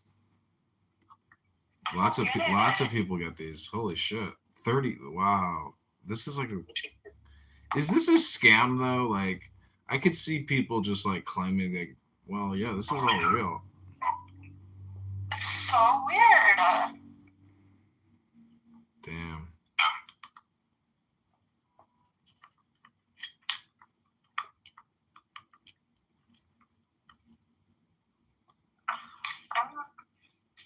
I'm so sick of this. I don't even know. Like, it's like warehouse. every day there's something new. And then that place is empty. My laptop got stolen. My brother's laptop got stolen. And then my dad's laptop got stolen. And they tracked it. And the place is empty, by the way. 1055 Huh? Sesame is an empty warehouse. What the fuck? Yeah, and then my dad's laptop recently got stolen. And it had like a bunch of like important, I don't know, like personal documents that were not backed up, and he tracked it. And this is what's really weird is that my neighbor, so our cameras, my parents' driveway, it got stolen when I was at my parents' house. And it was right around the time that the two PIs showed up back to back. And their driveway is like a half mile long in the middle of nowhere. And my dad had like a tracking device on his laptop. And my neighbor, his name is Jimmy, he said that he saw a woman walking out that looked like me with the laptop at 3:00 in the morning, and it tracked because like it did disappear according to my dad's like tracking at 3:00 in the morning. But why did she look like me? Like, this is like some kind of an international scam. I'm looking at all the Google reviews, and it's like they go back 2 years, 8 months, 4 weeks, like nothing but crazy negative. Crazy, worst place ever, horrible place. Like the Google reviews are crazy. It's called I'm legitimately starting to get scared. Like, it's data theft. It's all data theft. Like you're probably on the fucking dark web, and people are selling your fucking data. No, I'm not. I'm not on the dark web ever. Like I'm rarely on my phone. Yeah, like, but why would you get a package from this like Sesame Street place? I just looked at the reviews. I have no idea, and I have never ordered. Like I said, I moved in here a month ago. Oh, it says Veronica. It doesn't even say Victoria. I've never. Yeah, but like did you see what the packaging says? It says Victoria Naomi Drake, and then my unit and my address. Oh, I see. Like, I don't know. After I did my interview with the New York Times person, like, weird stuff starts happening, and then the person I interviewed with, she said weird stuff might start happening, like this is the most dangerous person in the world, and then he tried to kill my friend Amanda and her mom, and he lives in Chile, and my friend Amanda's in Brazil right now, and I'm in too deep.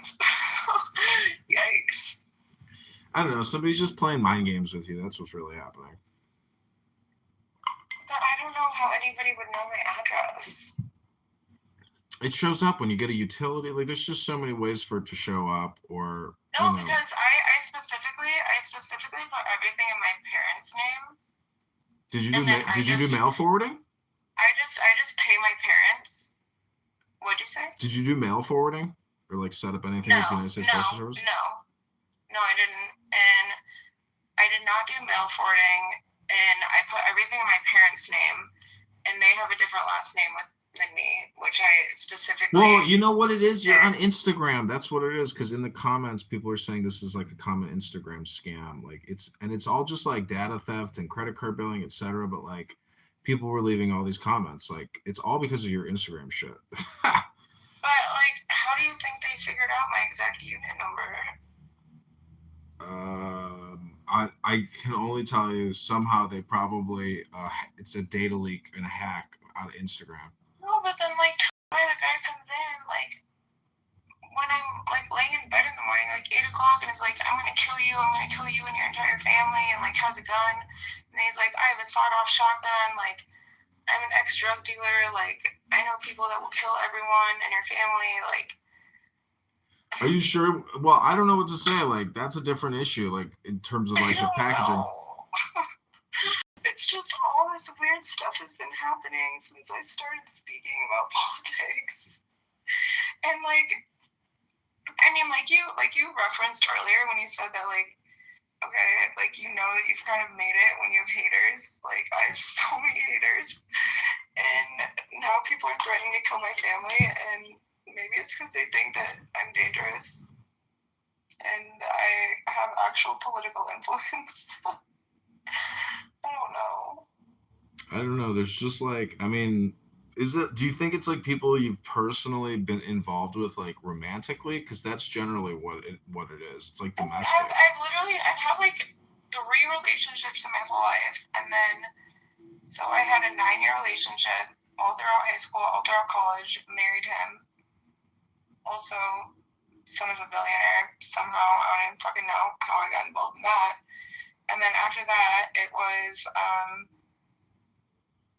my ex who was frequently at Mar-a-Lago, involved in that. And then after that, it was somebody from Canada who was like a professional hockey player and lived in Miami.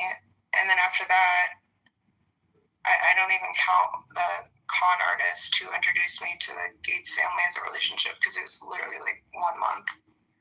I don't know. Those are like, I haven't been involved with that many people. Well, do you believe in astrology? To an extent. I mean, I do have that app, what's it called, like CoStar or whatever.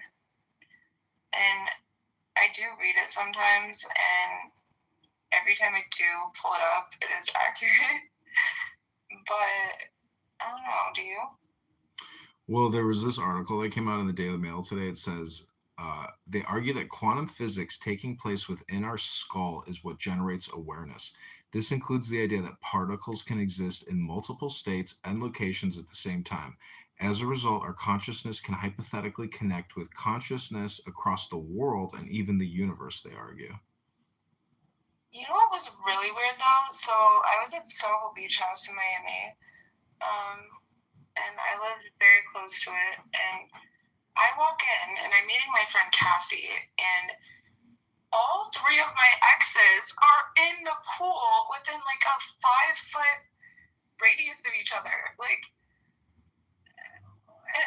even people that I hadn't seen in years, I'm like, what the fuck is going on? Why are you all here? And then they, like, start coming up to me, and then I only talked to one of them who I'm still friends with, like, his mom and his sister and his grandma and everyone. Like, that was the only one that I talked to, and then I just left. I was like, all right, I'm walking home. I'm done. I can't. What's your sign? I'm Scorpio. Wait, I'm a Scorpio. When's your birthday? November 7th. Oh wow, I'm the 6th. No fucking way. Wait, do you have CoStar? What's that? Like the no, I don't know what that is. It's an app. You should download it. What, for commercial real estate? No, for astrology. Oh, So, for example, it says a day at a glance, and then you can connect with other people. Well, relationship isn't made up of two halves, but two wholes. yeah. Stop looking for somebody to complete you. The right person won't fill your gaps. They'll appreciate that you don't have any. Work on yourself first. And then it says there's like do's and don'ts. It says don't shot in the dark, nostalgia, synthetic fabrics, it's random. Do eye contact, collaborative playlists, and spin the bottle. And then it says areas in your life, luck and sex and love. Today, boldness brings unexpected rewards. Your natural open-mindedness is amplified now, making you more willing to take chances with others that might have seemed too risky before. The doubt you feel before acting isn't a warning, it's just a price of admission to meaningful connection. Luck with friends, masks fall away. Your Scorpio intensity gives you unusual power in social settings right now, making some connections more real than they've been in some time. People can handle your unfiltered thoughts better than you expect. Can they though? I don't know. In fact, they crave your honesty. See, that's actually really accurate. Thinking, creativity. Your mind gallops ahead, spotting patterns others miss. This period brings unusual mental clarity and self-control, making it ideal for big picture thinking and meaningful conversations. You've been holding back bold ideas out of fear they might sound foolish. Wait, is that me running for office? You've been holding back bold ideas out of fear they might sound foolish, but your perspective has value precisely because it's different. Okay. Interesting. Yeah, you should file. I'll go with you. We'll file together at the Chicago Election Commission, and we'll both. Wait, I'm actually down. Yeah, we'll both file for the mayoralship at the same time. Then we'll take we'll take selfies and take photos with the flag. I'm trying to finish reading this. This is interesting. See, this is why I say I would say maybe once every few weeks I'll open it up, but every time I open it up, it's so accurate. Yeah, I really do believe that that quote, even about the particles in your brain and quantum physics and the universe, it's ridiculous to think that we're just our bodies or our intelligence or our consciousness. We're connected, at a strange subatomic metaphysic with the whole universe. So if you study Jupiter or Saturn or Neptune or Mars or Venus, there's intelligence there with regards to anyways, it's all just regards to intelligence, really. Yeah, and then the final thing is the final quote, your desire to break rules isn't rebellion, it's your mind searching for new approaches to old problems. I think that's pretty spot on as well. That's wild. Wait, you should totally get CoStar. I've never heard of it. I have a friend that has a popular astrology birth natal reading thing. I can't believe our birthdays are one day apart. That's so funny. Yeah, they total 13 or 42. What's your okay, so this is another reason why I like CoStar is so it has so Leo ascendant, which that also makes sense. I can be very mysterious and very Scorpio-like, and then also Leo. I'm a Leo rising, which I'm very outgoing and I don't know. I know Leo's always want to be the star of the show. Maybe that's me. I don't know. And then my Libra is in Jupiter. I'm a Scorpio Sun and Scorpio Pluto. And then Sagittarius, Mercury and Venus, Capricorn, Uranus and Neptune, Aquarius, Saturn, Aries, Moon, Cancer, Mars. You should download this. It's interesting. Wow.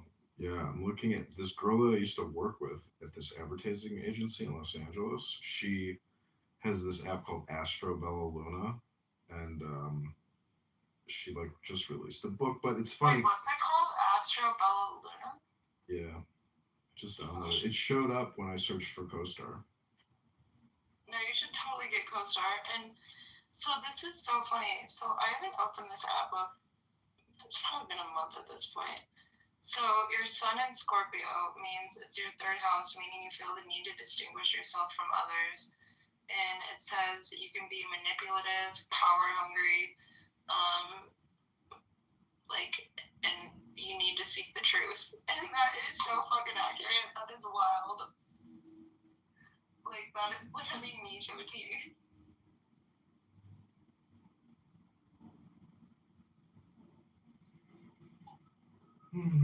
Well, I like doing yoga because it's amazing. Like I've been doing yoga for many, many years, and there's like a balance that like you can achieve, and like you can like almost recognize it. And so like even I was on the treadmill today, and I was like thinking about like that, like moment of like total balance, and I don't know, it kind of just like kind of works for everything. Do you do hot yoga? No, not really. I haven't been to hot yoga in a couple of years. I love hot yoga. It's like my favorite workout. I love it too. I mean, I sit in the sauna. The gym I go to's got a big sauna, big steam room, so like I like stretching in there too. But I used to do Bikram in Lincoln Park, and that was intense. And I think I was in really good shape at that point. I must have been, because I came out of the Army and military academy, and so yeah, I was doing like really intense Bikram. But there were times where I even had to like stop and like go to child's pose to just like not pass out because it was too intense. Yeah, I love yoga. I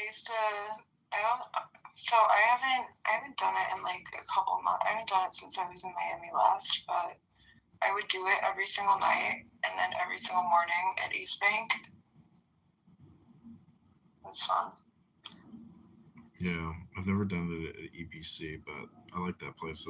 I used to go there with my friends whose father was a successful real estate attorney and developer, and we used to play basketball with the Bulls, and but just the locker room and the gym, it was just like, wow, like, oh, can we just live here? It was amazing. I was there recently. I'm not a member right now. I'm probably going to become a new member now that I'm back in Chicago, but... Do you have a workout room in your building? What'd you say? Do you have a workout room in your building? Yeah, I have a gym. Oh my God, don't join EBC. Like, it's so crazy if you already have like a workout room in your building. I mean, it's $280 a month. Like, it's not like it's outrageous. Yeah, I just look at it as like a time thing, but I mean, if you're close by, it's like... I am pretty close by. I could walk there. Yeah, that's probably worth it then. I mean, it's like being in a country club for $280 a month. No, I would go there, and me and two of my friends, we would do hot yoga every single morning at 7, and then we would like just work there all day because they did a renovation and they have like all these business rooms now, and so then like work there all day and then do some cardio in between and then do hot yoga at night. Like it was fun. Have you ever been to the Union League downtown? No, I haven't. They have like a private member library in there, which is really dope. But they have what's called like the rooms, and it's all tied to like societies within the Union League. So they have like a very strange room called the Little Boy Room, and it's nothing but like pictures of little boys all over the room. That is so fucking like pedophilia. Like what? I've been in there. I've seen it. Like I wouldn't really describe it as pedophilic. It's actually like very art. It's like probably like, I mean, it's like an antique artwork room at this point because it's probably from the 20s. But it's just you'd have to see all the rooms. Like it's all artwork. Each room is technically done up in. Wait, like, are you talking about the what's it called? I'm trying to remember. Like since I just came back here, I'm trying to remember like all the. Is it the Chicago like Union League? Yeah, Union League. Oh, okay, yeah, no, I've been there, but I don't recall a little boy room. That's all. So like if you go to the they have like a restaurant on one of the floors there, and it's you can't wear jeans, but they have this like wooden filing cabinet with like all the cards in Wait, there. what? Yeah, wait, I know what you're talking about. What's that restaurant called again? It's I can't remember. I used to go there for it's alumni super events. it's super close to me. Shoot, what's it called? See, like this is my problem. Is I have really bad ADHD, and then I just if I can't think of the name of something, I have to look it up. Anyways, I'm just saying, like, from a social perspective, like, it's a cool place because they have all these clubs that are attached to the rooms. So, like, Yes. yeah, it's just a social club. I'm just saying it's a cool, if you got money and you're in the area, like, it's a cool thing to participate in. What is it called? Oh my gosh, I cannot think of it. They also have an annual boxing championship there, which is fucking pretty fun. Like, you smoke cigars and they got, like, inter-city boxing tournament. It's pretty cool. I also, like, I always used to go to Soho House here, but last time I was at Soho House here, it was such a dumpster fire. Like, I know I keep saying that, but, like, so Chance the Rapper came in, and they were filming a music video. Okay, first of all, at Soho, like, you're not supposed to be filming. And they were filming a music video, and they brought in all these, like, ghetto girls that were, like, twerking and, like, not wearing clothes. And I'm like, I gotta go. I'm done. I'm literally done. Like, I'm done with this place. And I haven't been back since. I don't think I've ever been there. I know girls that are members there. I'm just like, when do you go? Not worth it.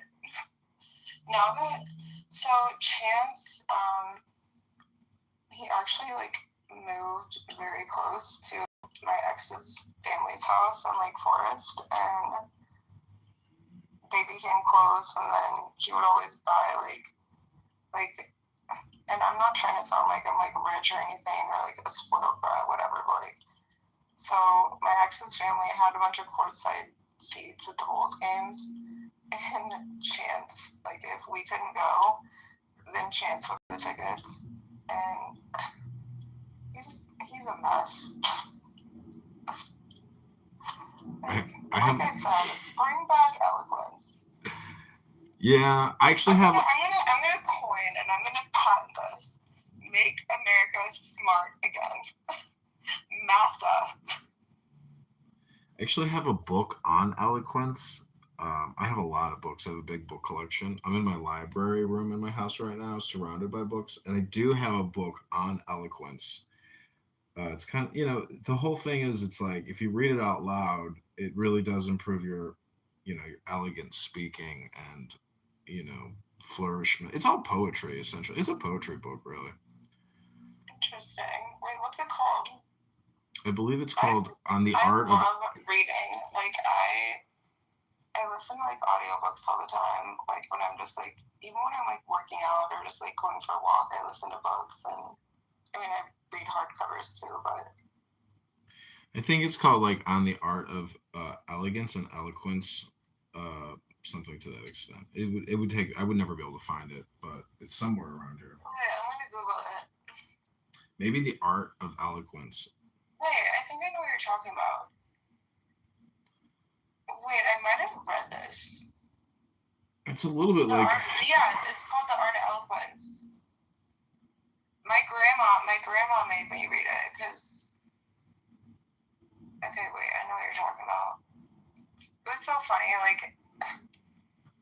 My grandma's, like, very sassy, and, like, so she's from Germany, and she's just completely sassy German, and she's like, I remember growing up, she's like, I'm gonna, like, send you to etiquette school. You don't even know, like, what, like, and I'm, like, 4 years old, and she's like, you don't even know what fork to use at dinner. Like, you work from the outside in, and, like, all this other stuff, and, like,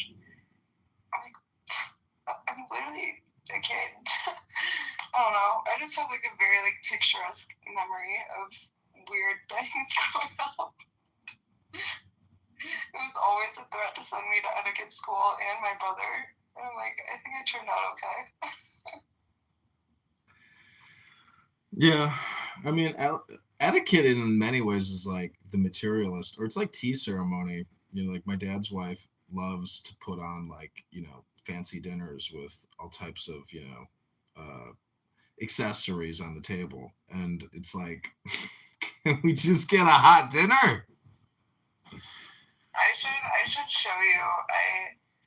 So my parents also like to have big dinner parties, and when I was there in August, I did all of the cooking for the entire thing, and I made menus, and I cooked like bone marrow from our next door neighbor's grass-fed beef, which I don't know, it's like weird to like look at their cows outside my parents' window and then cook the bones. Like, I don't know.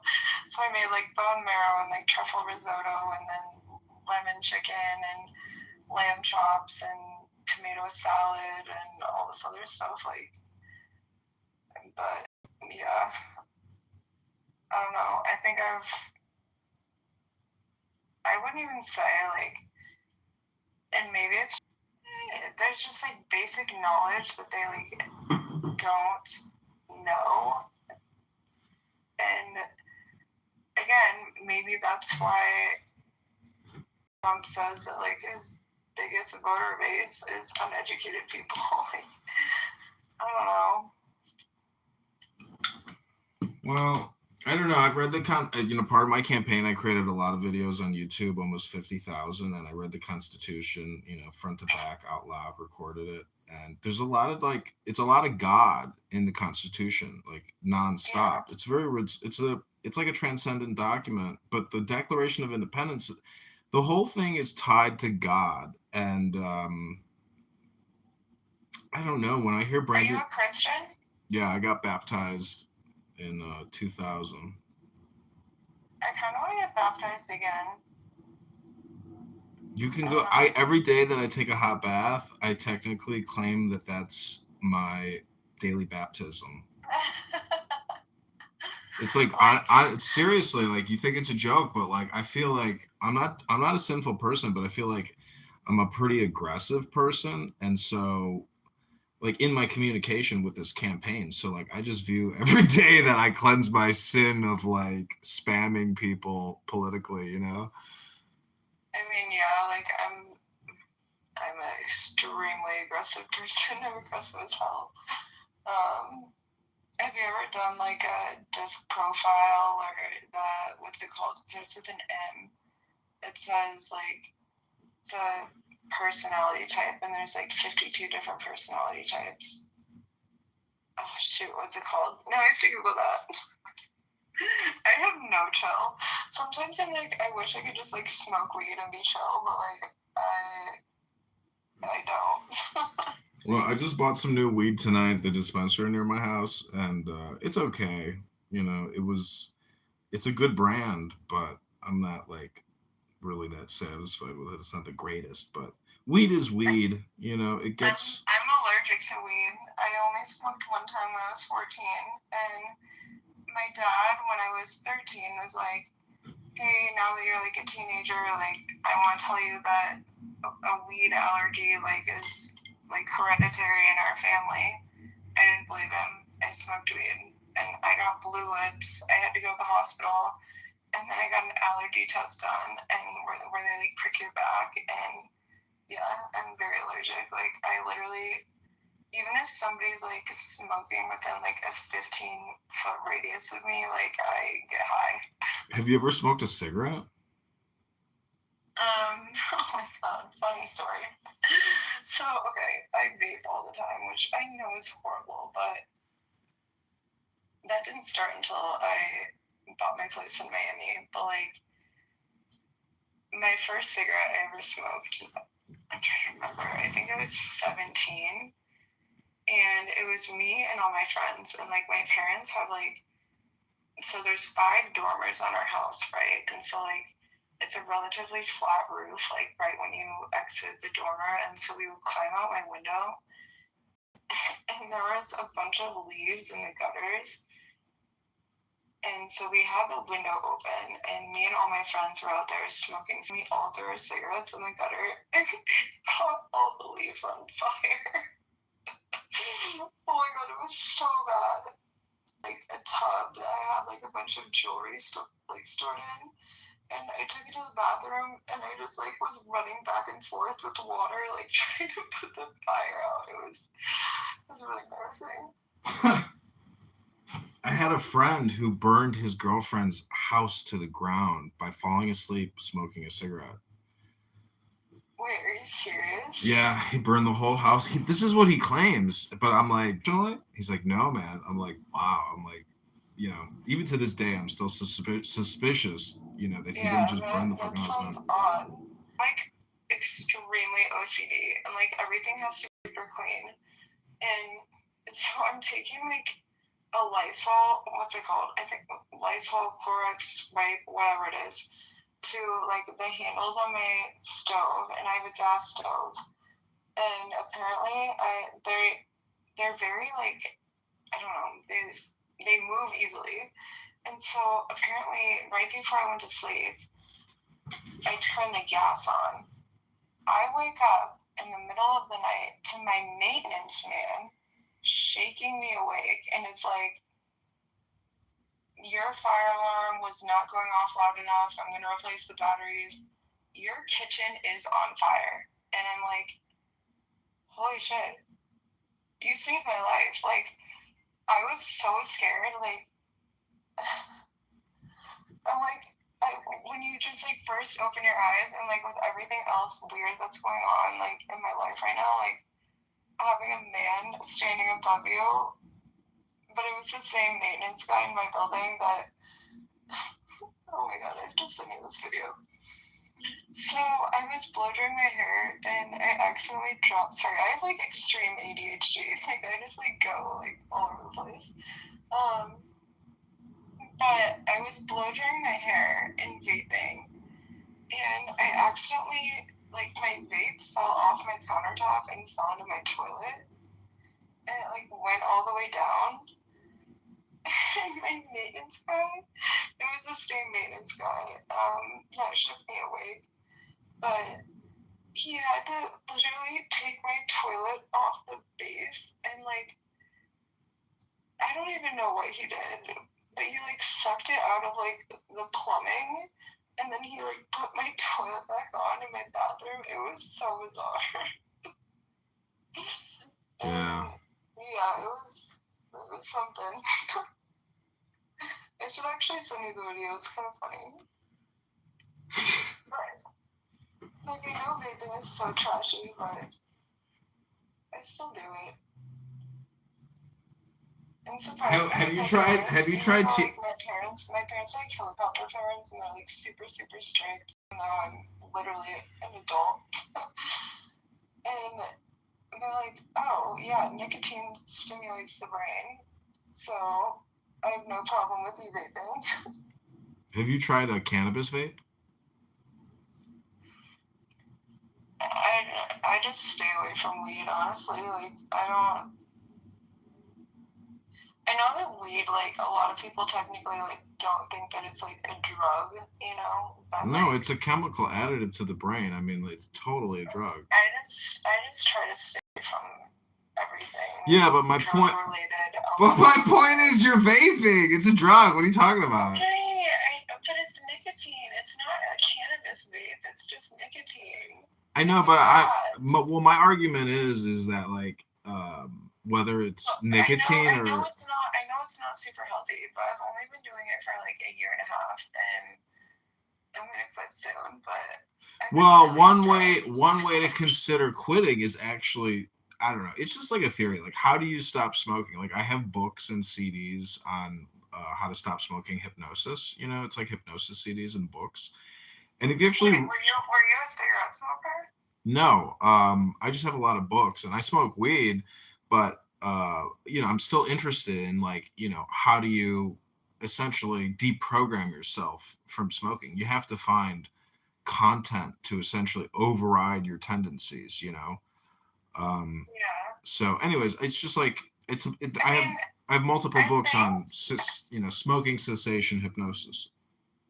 I think it's like it's almost with vaping. It's like a hand to mouth like fixation, and they in the city of Chicago, they removed which I do think is good. They removed the sale of every single, like, you can't buy a vape anymore, basically. But I have my ways. I have too many connections in this city, so. Yeah, I see shops get shut down all the time. They'll keep them behind the counter. Yeah. And then, yeah. Yeah, there's a place in, I've seen, right in Streeterville. My friend used to buy his little vapes.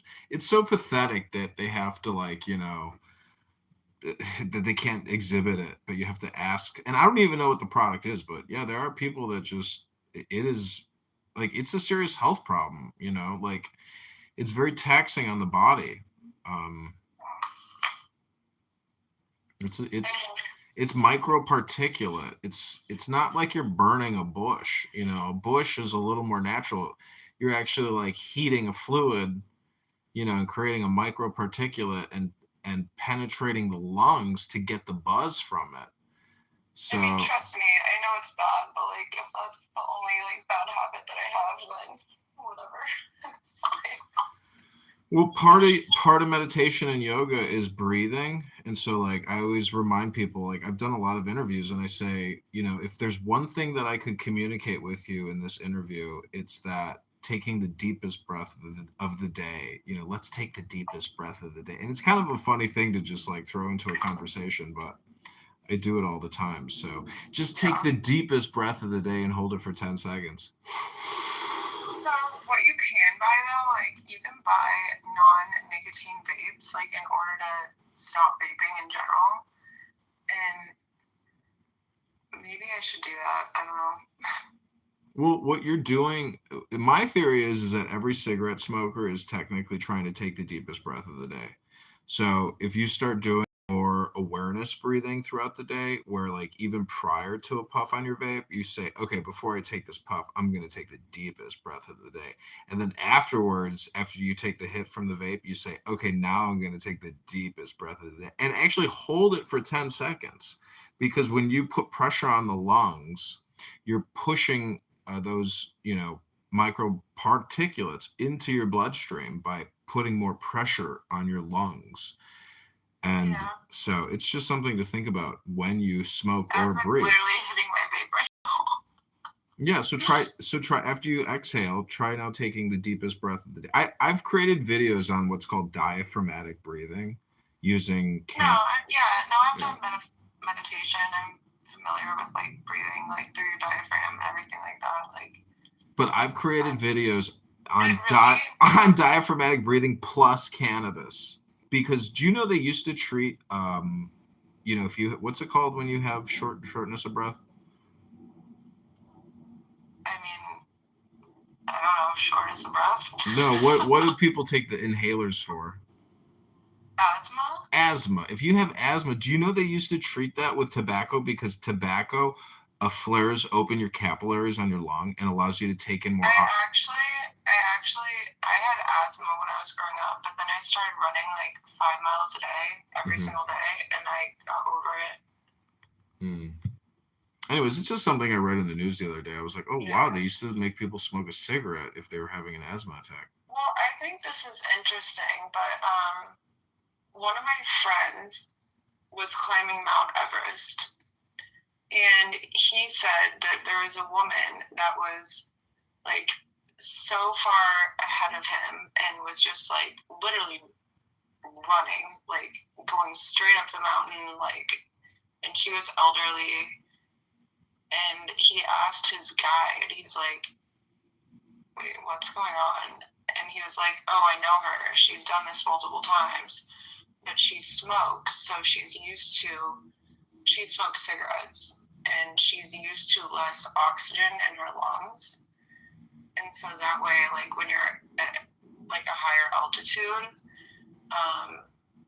you're essentially like able to cope more with the higher altitude, because obviously there's less oxygen there. and your lungs are already used to like the lesser amount of oxygen, and so then you can go to higher elevations more easily. I don't know, random but interesting though at the same time. Wait, your friend actually climbed Mount Everest? Yeah. Holy shit. I've met some interesting people, trust me. That's a very exclusive club. Yeah, I mean, sometimes I wish that I could just like move to a farm and like, so one of my other friends, I'm not gonna say her name, but she was engaged to Brad Garlinghouse, who helps manage like all the, holy shit, 1 second, I have to, Gloria Allred is scheduling another meeting with me, oh my god. But so my friend was engaged to Brad Garlinghouse. Now I feel like I'm buzzing because I like didn't hit my knee for a while.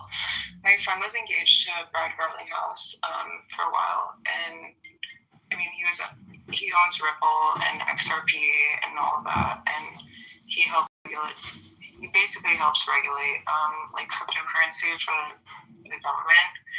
And my friend was just, as much as like I know I'm a very, very strong person, I'm very strong-willed, and like I can be stubborn, I can be like manipulative, I always get whatever I want, I feel like, and maybe she just like, I feel like she's very similar to me, but like I think she just kind of crashed and burned, and like sometimes I'm like, I wish I didn't meet all these people and like get a part of the scene essentially, but at the end of the day, I'm kind of grateful for it as well. Well, some people got buyer's remorse, you know. I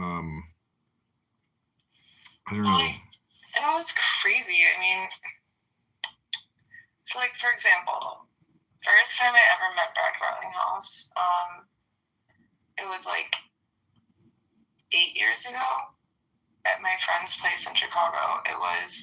She had just started dating him, and it was her housewarming party in her condo. And I walk in, and there's signs everywhere. Drop your phone here. No recording, no photos. Under investigation by the SEC. And I'm like, what the fuck? So, like, it was just weird. And then she went to Paris one time, like, this was like 5 years ago. She went to Paris and she calls me at like 1 o'clock in the morning. And she's like, oh my god, I left my door unlocked. Can you go check on my house? And it was a house that they had previously like lived in together. But he like essentially like gave it to her. And this was right after she ended the engagement because he's a total weirdo. And I'm like I keep my circle very close and very small. And so when someone like asks me to do something, even if it's in the middle of the night, I'm gonna go do it. So I dress in all black, I put a hat on, like I pull my hair back so like no one can see who I am. And this is like a very high profile house in downtown Chicago. And I get an Uber and I like kind of brief him on the situation. We pull up and there's just like big black SUVs like lining the street. And I go throughout, like I take the Uber and like get a flashlight, and then because I didn't have a flashlight, and then I'm like walking through her house with a flashlight, and she's like, can you check for cameras? Like, can you like see who's there and like all this other stuff? And like, I mean, to the average person, this would sound like extreme paranoia, but like when you're like in this deep, it's not paranoia anymore. Like it's ridiculous. And I mean, I don't even know how Brad Garlinghouse is like working for the government right now. I don't even know how he's worth $12 billion. Like, he created a smear campaign against the Miami mayor, because he thought that my friend was hooking up with the Miami mayor, which I don't even know who the mayor was at that time. That never happened at all. She never cheated on him at all. And so he bought 5 semi-trucks and plastered the mayor's face on the semi-trucks and created a smear campaign. And he never got in trouble for that.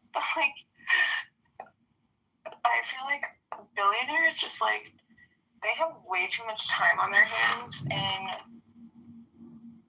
like, once they reach a certain net worth, they have way too much time on their hands, way too much access to resources, way too much money, and then they just, like, and I think this is what, like, going back to Epstein and, like, all these other people, like, they want to see what they can get away with. And my ex's dad, like, even though they're, like, my most recent ex's dad, like, even though they're, like, from a great family and everything, like, and I never witnessed him, like, being creepy towards women. Like, I have nothing negative to say about the family, but, like, he would do some weird fucking shit. Like, him and his best friend, they would dress up in suits and go into Tiffany's in New York, like on Fifth Ave, and pretend to own Tiffany's and be like, I need to investigate the diamond vault.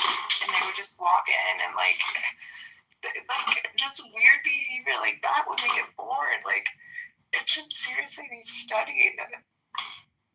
But also, I think there's like a certain, I think that, and I started doing neurofeedback and brain mapping, and I think it should seriously be studied, like, certain personalities and their, like, just extreme behavior and how it relates to, like, their IQ level and everything else. Like, I know I'm not normal. Like, I'll tell you right now, I'm definitely not normal. Like, and every single person that has, like, so when I did my neurofeedback and brain mapping, they basically put like an electrode cap like on your head, which sounds weird, but then I got like a 13-page report, and they could pinpoint like the exact day that, I mean, I got an eating disorder, for example. Like, they could pinpoint when I got like, I fell off a horse and, like, I got a concussion. They could pinpoint that. Like, it is so interesting. And they said I have extreme OCD, one of the highest IQs they've ever seen. And this person in Chicago, he's done, like, I mean, he's had, like, Oprah, and, like, he's had, like, celebrities in there, and for him to say I have, like, one of the highest IQs he's ever seen, like, that's great. But then he's also, like, yeah, extreme ADHD, extreme OCD, like, horrible eating disorder, like, so it's just so interesting to me. I don't know. Well, what do you think about Jesse Jackson dying? Are you heartbroken? Wait, Jesse Jackson? Yeah, the Reverend Martin Luther King's. When? No, I know. When did he die? He died just the other day. Oh, I honestly did not know that. It's news to me. Yeah, he wanted to get a national, honor at like the Capitol, like he was MLK or something like that. But Speaker Johnson's like, no, dog, no way, not gonna happen. Yeah, I mean, literally every single, like, Newsmax, CNN, Fox, it is all clickbait. Like, oh my god. And then, so I matched with Bill Malugin. He's a Fox News host, and I matched with him on Raya, and we were talking for a little bit. And then, ironically, the person who I told you climbed Mount Everest, he used to date Bill's ex-girlfriend. And then I was, like, talking to Bill, and then I got together with this guy via, like, everything is interconnected. And that is what I've noticed, is that when you are in a certain social circle of society, everything is connected, like for better, for worse, but it is weird. And so Bill is on a call with, I'm trying to remember if it was Dana Farino or it was Martha McCallum. And so he's on a phone call with her, and they're just like talking about like the importance of getting that little like monkey who was like, I think his name was like Poncho or something, like, oh, we need to do a story on Poncho. Like, I'm like, there are literally people in the government that were eating babies, and you're just gonna like, you're gonna downplay the media so much that you just want to talk about like a monkey who had like a stuffed animal that he liked. Like, what the fuck? I don't know. I mean, I just like, I can't anymore. And you know what's also very interesting is that like both on the right and the left, and I think that the media really does try to divide people. I think we need to stop thinking in terms of right and left. I think we need to start thinking in terms of up and down, like political elitists versus normal people, and how normal people can have like a better life. And so, where was I going with this? I don't know. Sorry, I'm so tired. it sounds like you're running for the mayor of Chicago. No, but it's like, it's not, it really needs to stop being, there's so many issues that like need to stop being pushed, like, and the media, what they try to do, and the government, is that they want to corral us all into two different areas, right versus left, and that's not how it should be. Like there's several democratic policies that I believe in. Like I'm usually like very far right in terms of policies, but like even the fact that I have to say that and make that differentiation between right and left, like why don't we just like call policy what policy is and just get rid of the right versus the left? But You can't. That's nature. It's opposites. Right and left is what there is. It's just natural. I know, and like I said earlier, I don't think independence had a chance since 1970. I don't even remember the person's You name. can't run as an okay. So there's an alderman running for Chuy Garcia's congressional seat, and I'm gonna challenge his petitions because there is no fucking way this guy can get 25,000 signatures as an independent within the time span that he has. It's impossible. So there's gonna be widespread fraud, and I'm challenging him. I'm gonna challenge him. I already put it out, and on social media, anyways. But like a lot of even like super PACs, right? Super PACs fund, like there will be a super PAC that will fund both the right and the left. Like one super PAC will literally fund both parties. Like they just try to create chaos. Like, and it's the same way that they do the Diddy thing and then the E-Files, like, and then Venezuela and ICE, and like they are and then Iran, like. So wait, if seriously just trying to stir up chaos. If you were gonna run for mayor, you would file as a Republican? Yeah. Because the other option is libertarian. No, I mean that just wouldn't work. So I would whatever office, and I seriously will become president one day. And like I say, I put my mind to every single thing that I do, and I go 100% in, and I'll be president one day. I know I will. And so I would run on the Republican ticket, and then I would essentially start challenging the status quo and put in more moderate policies and just destroy the system. So like I can play the game. Like it's a game, right? Like everything in life is a game. And I would run as a Republican because a lot of people don't know that I've been like challenging the game. They just see me as like, oh, some socialite that's like been around Mar-a-Lago like all the time. Like, no. I take notes on everything. Like even when like we were talking earlier, I was taking notes on my laptop. Like I take notes, I take evidence, I take every single thing. I have so many videos and photos on my phone, and it's just like, you have to, unfortunately, in this day and age, run either on the Democratic ticket, like, or you have to be a Republican. And so I would run Republican because that's who my voter base would be. The Democrats would hate me because they would, look at my social media posts and be like, oh, why are you running for Democrat? Like, you're full of... Well, you could just make that private, create a new public, political campaign, and you could run as a Democrat. No, it's just like, no, because I would have no chance. So, again, you have to play the game, right? Why would you say you have no chance? The whole thing is to get on the ballot. My game would be running for Republican in whatever I do, because just in terms of, like, who I know, yeah, and but who I you associate with. I know, but you like just said in the beginning. I would say 95% of everybody I've ever associated with in my life is a Republican, whether it be at Mar-a-Lago, whether it be in certain social circles. And so then just run as a Republican. I'm just asking you because, like...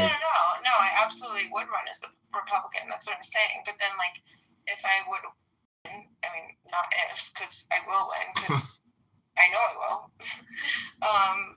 then I would start instating certain and everything that I do. And then I would kind of, like, turn it upside down just to fuck with everybody. Well, I don't think anybody has the great sin. So, anyways, there's a big history. That, in my opinion, is weaponizing Christianity. The same way that Erica fucking Kirk, I hate her. Oh my gosh, I should tell you, I was trolling her. I was texting her on Charlie's phone and trolling her. The last text I sent her, I should send you a screenshot. It said, "Fuck you, you fucking sadistic bitch. You killed my friend." Oh no. No, I know it's bad. It was really immature of me, but I mean, she didn't pull the trigger. You don't got to say that to her. Like, she could also be under tremendous blackmail or something. We all make mistakes, but I've never seen a happier widow. Let's just put it that way. No, but like, there's a lot of, there should be like a history book of, like, marriages and divorces that didn't end well. Because there's just there's so many stories. He took her out of his will, like, right? No, I didn't know that. Yeah, because she was having an affair. So I did not know her well, but I believe it was with Cabot Phillips. Did you see her pushing her mother around? Her mother's, like, dying in a wheelchair. Like, did you see that video? That bitch is fucking evil. She's intense. Like, the fact that she even shot the casket, like, that shit was intense. Like, I screenshotted all that. But, like, the one of her mother just recently was intense. It was all just... And, like, it's, like, hard for me to talk about, honestly. Like, I've never been the same since that day. But it's just, like... Erica is out of fucking control. Like, okay, so first of all, at the memorial, like, I was supposed to go to the memorial with one of my friends, my friend Kurt, who founded Vital Proteins. He was one of my old next door neighbors when I lived in Trump, and I was supposed to go to the memorial with him, and then Candace was going to be there, and then Charlie's parents, and his sister, and Kurt's son grew up with Charlie. They were very close, and we were all going to go together. Candace drops out. Then I'm like, I'm sorry, I can't do it, because I knew it was going to be a MAGA propaganda-filled fucking bullshit shit show, which it was. Who comes out and, like... And the way that she wipes her tears, like, when she, like, tries to be, like, sad about Charlie, like, you killed him. Like, bitch, you fucking killed him. Well, she didn't shoot him, I just...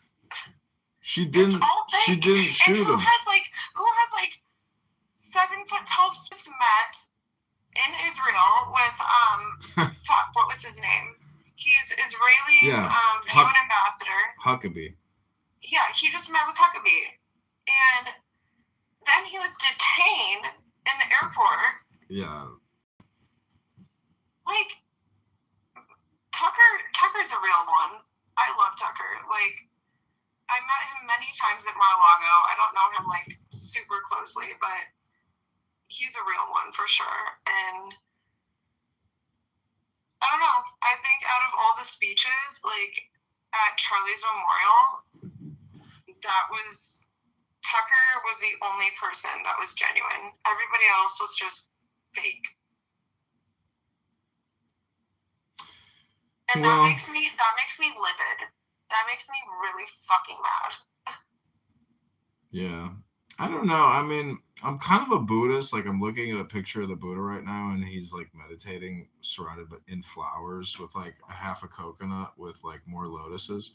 And there's elephants, and he's just meditating, and like he's surrounded, you know, by like golden light and white, like light, white light. But anyways, I'm just saying that, like, you know, the whole media thing, like Tucker Carlson, the whole thing is just like one giant spam, you know. And it's like, how the fuck are they gonna boot Tucker from Fox News? He was again, it all goes back to starting to question the agenda. He started to question Israel. He started to question so many different things. Mm-hmm. And okay, so in my personal opinion, so first we have Charlie, right? He was killed. Then Nick Fuentes is going to be next. No, I already know this. Why do you think he's going to get his ass nicked? Why? No. Something happened. I can't talk about it. Something happened to him 4 weeks ago. I can't talk about it though. Nick is going to be next, and then we're probably going to have Tucker. I hope I'm not included in the mix. And like I said earlier, JD Vance. JD is an incredible person, and a lot of people didn't even know who he was, but I knew who he was literally, let's see, when did I first meet him? 2013? And then I read Hillbilly Elegy. I just randomly happened to buy the book in the airport, and I learned more about him. And so it made sense, right, for Trump to pick him. A lot of people are like, what the hell? But this is what they do, is they target people from certain areas. JD was from Appalachia. He was from a poor town. And they try to insinuate you, like to do certain things and to say certain things and to attend certain events. And they'll pay for you to go to college. Like, I have literally witnessed firsthand on a fucking private jet where somebody was paying somebody off, I'm not going to use names, to get their daughter a scholarship, a D1 soccer scholarship, or like not a scholarship, like get D1 soccer in this particular college. And these people down, JD is just like, honestly, a very, very good person. And I don't think he can handle political office. I think he's gonna start cracking very soon. The same way that Charlie started cracking. Like, you can only put up with these people for so long. If you're a good person, you can only put up with these people for so long before you start questioning the narrative and starting. I don't know. I mean, well, all I know is I've just seen what happens. Like, you know, Peter Thiel is an elite homosexual billionaire in charge of one of the largest, you know, funds on the world. I know who Peter Thiel is. Yeah, I know. I mean, you know, does he like permanently like wax his body in coconut butter? How does his skin glisten so much?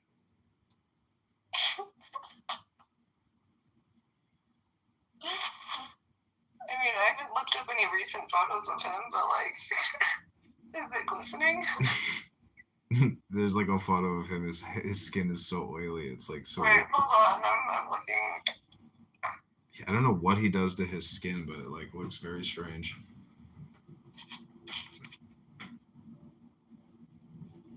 I mean, he does have good skin. I haven't looked at many recent photos, but I mean, it kind of looks oily though. Like not really like glistening. It just looks oily. I think maybe, you know, anybody, like, if you photograph somebody who's sweating, like power walking, but, you know, I don't know. I mean, I think we need to start doing investigations on these people. And like, unfortunately, like I mentioned earlier, like a lot of these people are just so protected by like deals and like acts and like amendments that like nobody knows. Like even my friend who flew on Jeffrey Epstein's plane with Jean-Luc Brunel, like when she was 17 and went to the island and all that stuff, like she didn't even know about the sweetheart deal with Alexander Acosta. Like, I don't know. Like, but Palantir needs to be shut down. I think Tether. Okay, so let's talk about Tether, right? Are you familiar with Tether? No, not really, no. So it is a stabilized, they call it a stabilized US cryptocurrency. So it's backed by the US dollar. And what they're trying to do is they're trying to go from USD, right? US dollar to USDC, which is US dollar, like with the cryptocurrency, to USDT, which is US dollar connected to Tether. Mm-hmm. Tether also funded the ballroom destruction on the East Wing, the $400 million ballroom, right? And they're also like, so it's three guys, and like to me, it just looks like a weird like Ponzi scheme. Like it doesn't even look like a real company. And they funded the destruction of the ballroom along with Larry Ellison to build the fucking data center that's 5 stories underneath the East Wing, and that's why it is $400 million. Like, you know, I read they're gonna build 5,000 more data centers across the U.S. I'm like, Jesus, like and they're huge. They're huge facilities. It's like, what are they gonna use them for that they can't already do that they're doing? Like, what are they anticipating that they need to build so much? You know? Electronic IDs, and so they're gonna need to monitor us very closely with that. And then, in terms of, I think really a lot of it has to do with TikTok, like. Maybe, but I don't understand. Like, I just don't. Like, I mean, when China owned TikTok, right? Like, I could say whatever I wanted on TikTok. However, tell me why the day that Larry Ellison purchased TikTok, my account was just immediately shut down. I didn't even get a warning. And then I created a new account, and I got a warning before I even like went live, and was like when I would go live, I would always talk politically, and that was usually my main prompt. And so the day that I got a new account, when my old account was shut down, then I got a warning before I even go live, like before I even have any activity on this account. I haven't even posted anything, like commented on anything, like stop monitoring me. Well, a lot of this stuff is just like automated spam. Like I have accounts that go down all the time, and I have to, you know, recertify with a telephone number, and they still delete the account. Like it's like whack-a-mole. But I have so many accounts that even if I lose one, it's like I don't give a fuck. I just have so many accounts, but a lot of. I mean, I honestly don't like. I'm not trying to be an influencer, right? Like I'm in tech. Like I don't care, but. Well, I'm a shit poster. I shit post probably like more than anybody that I know of in Chicago. Like I just like to have a platform, because I haven't been attending like a lot of events, like the way that I used to, like charity events, and like, I mean, it's a Friday night, and like one of my girlfriends was gonna come over and we were gonna watch a movie, but she was like, I'm really tired, I'm just gonna go to bed. And I'm like chronically just, I'm scared to go to large scale functions because, I mean, for example, like, again, it's gonna sound crazy, but I was out walking my dog the other day, and right now, so my parents took my dog, and like this was when like everything weird is like going on with my phone, and like Apple was like, go to the police. Okay, what the fuck are the police gonna do with my phone? But I can't get a new phone every 2 weeks. Like, that's insane behavior. And then, so I'm out walking my dog, and I'm taking the dog park, which is like in Lakeshore East, and somebody jumps in front of me and starts taking a bunch of photos of me. Like, I don't feel safe. Like, especially not having a gun. Like, I don't feel safe.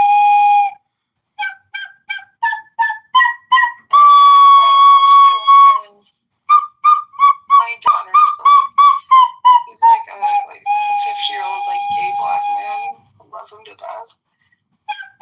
He made sure that there's always 2 cop cars sitting outside the building, just in case. But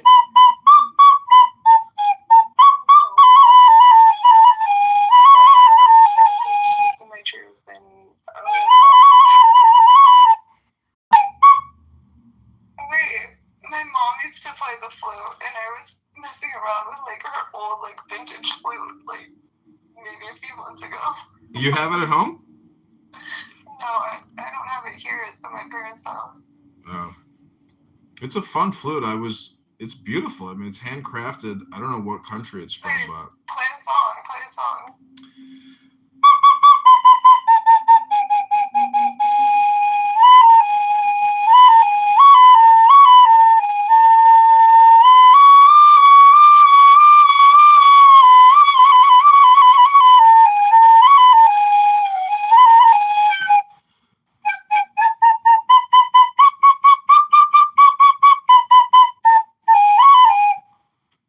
When did you start playing the flute?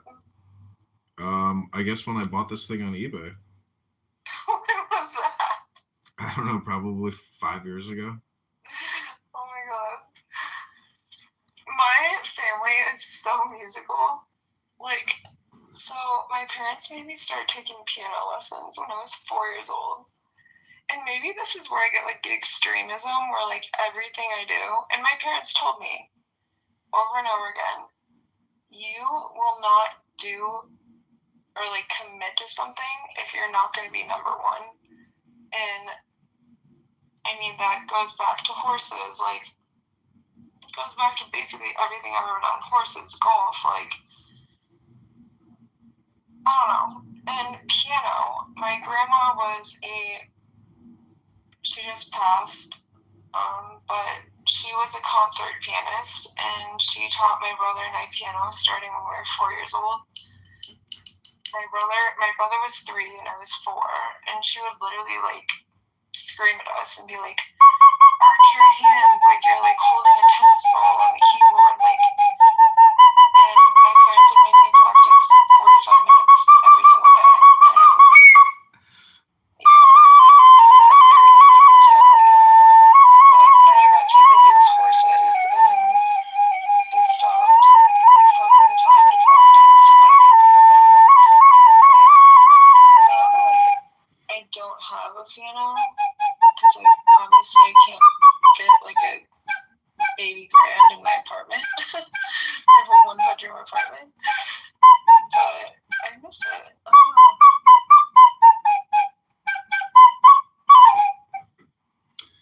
know. Well, I have a friend who has or had a really big cannabis business, and he loved horses. I mean, him and his wife they loved their horses. they spent so much time and money, and they just really enjoyed that horse lifestyle, driving up to the canyon in not what's next to Redondo Beach? Pacific, not it's not Pacific Is it Palisades. Manhattan Beach? Huntington is right next to Redondo. Yeah. Anyways, I'm just saying, I went to an amazing horse farm. Like, felt like a different planet, like Jurassic Park in like a wilderness mountain, south of Los Angeles. And that's like another thing that, like, I mean, I was blessed with, like, even though my parents were strict as hell and, like, pushed, oh my gosh, like, they pushed my brother and I to the limit. I mean, I would get, like, an A- when I was doing Calc, when I was literally, like, 13, like, 2 grades above me, and they pushed us so far, but I wouldn't take it back. Like, I'm glad that they did that because they, like, instilled, like, a certain mentality in me where everything you do, you have to be number one. And if you don't think you can be number one, then don't do it. I will be the number one YouTube live streamer. And that goes for everything when it comes to sports, when it comes to work, when it comes to education, when it comes to, like, basically anything in life. There's just too many people that settle with mediocrity. But I'll never be mediocre, and I will not do that.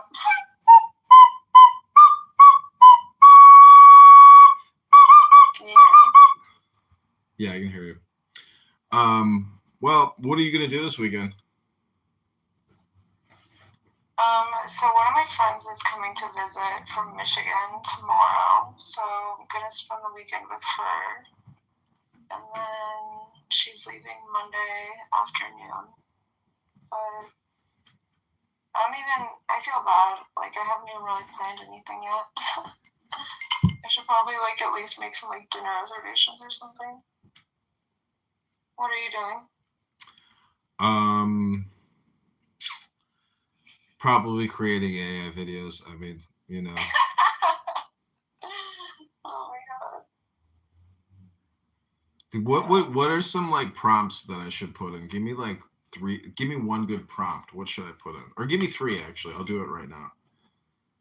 Prompts for AI? Yeah, for my sitcom. I mean,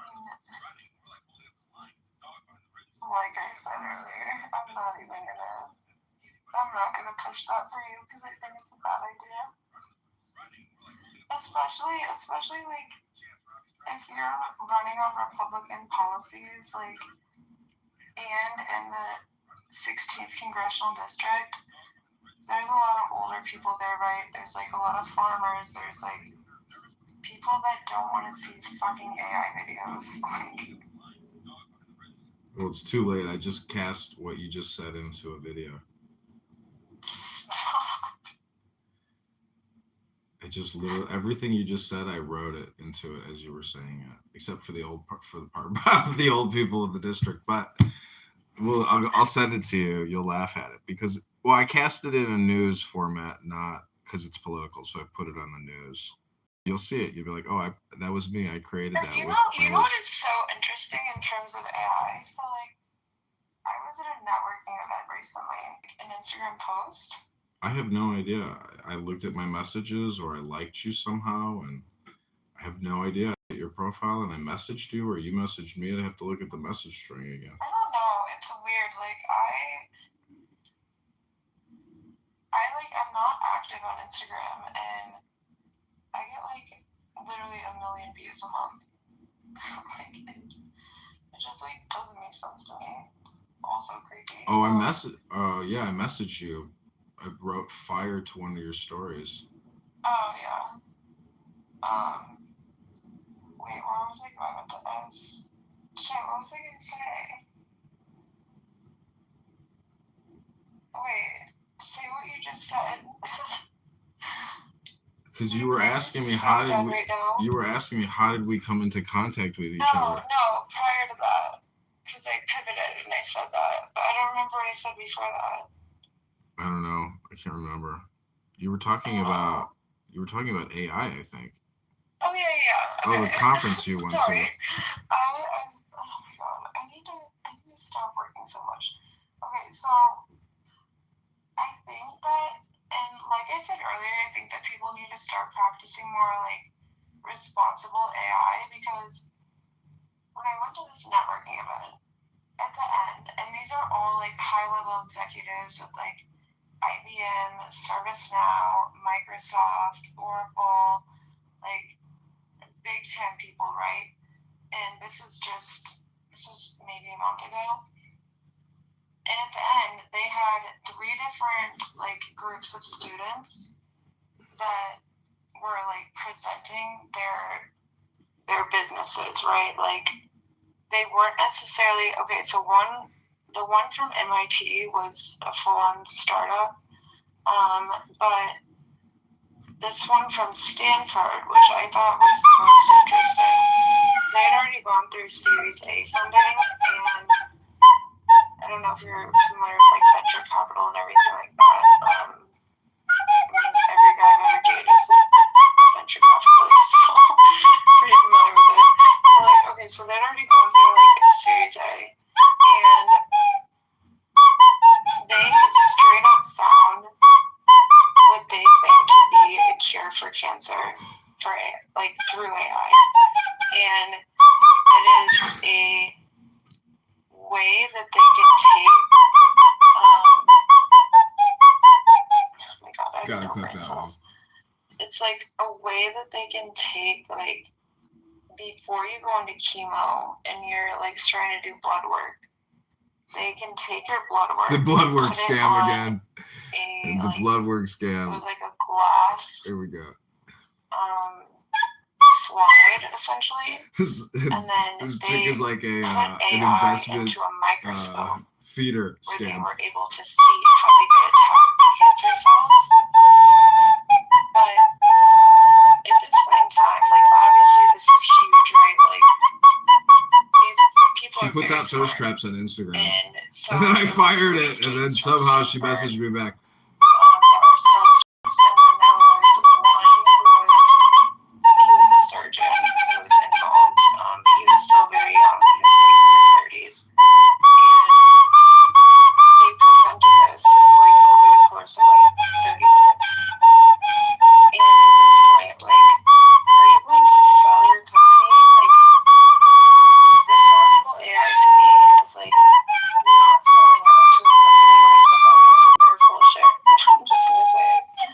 I hate big pharma. I hate people that are trying to keep cancer cures from us in order to support big pharma and fund them and everything else. Are you going to get the word out and actually use your word, or are you going to sell off your, again, it's not necessarily a startup dealing with their Series A, but like, it was just, I hope that they use their work for good. I mean, people are trying to make money, you know? They're trying to, like, sell what they think is proprietary. I know, but, like, if you sell to a company like Novartis, then they're just going to take advantage of it. They're going to erase it all, and then, you're going to get, like, a big payout. I guess it's all playing the game, you know? But, like, what about everybody that's, like, dying of cancer? Like, we have already found so many cures, but it's not being released. Like, you know what's amazing about people that are dying of cancer is that they still love chocolate. They what? They love chocolate. They love chocolate? I had a vending machine in a cancer ward at a hospital that I bought off of Craigslist. It's so fucking random. And they were my number one customers. They were sitting there dripping out. Everybody in there looked like a ghost. And when I would come in to replace the chocolate, I was just like, I can't fucking believe this. This is like a death ward. Holy shit. Couldn't believe it. Like, I've had two friends that one girl, she's a few years older than me, and the other girl, she's like my age. And she's a prior coworker. And they both are like dying of breast cancer. And it breaks my heart. Like, it's really sad. Yeah, I know a girl that had mastectomies, and she's the biggest screamer and yeller. She's so angry. She's so liberal.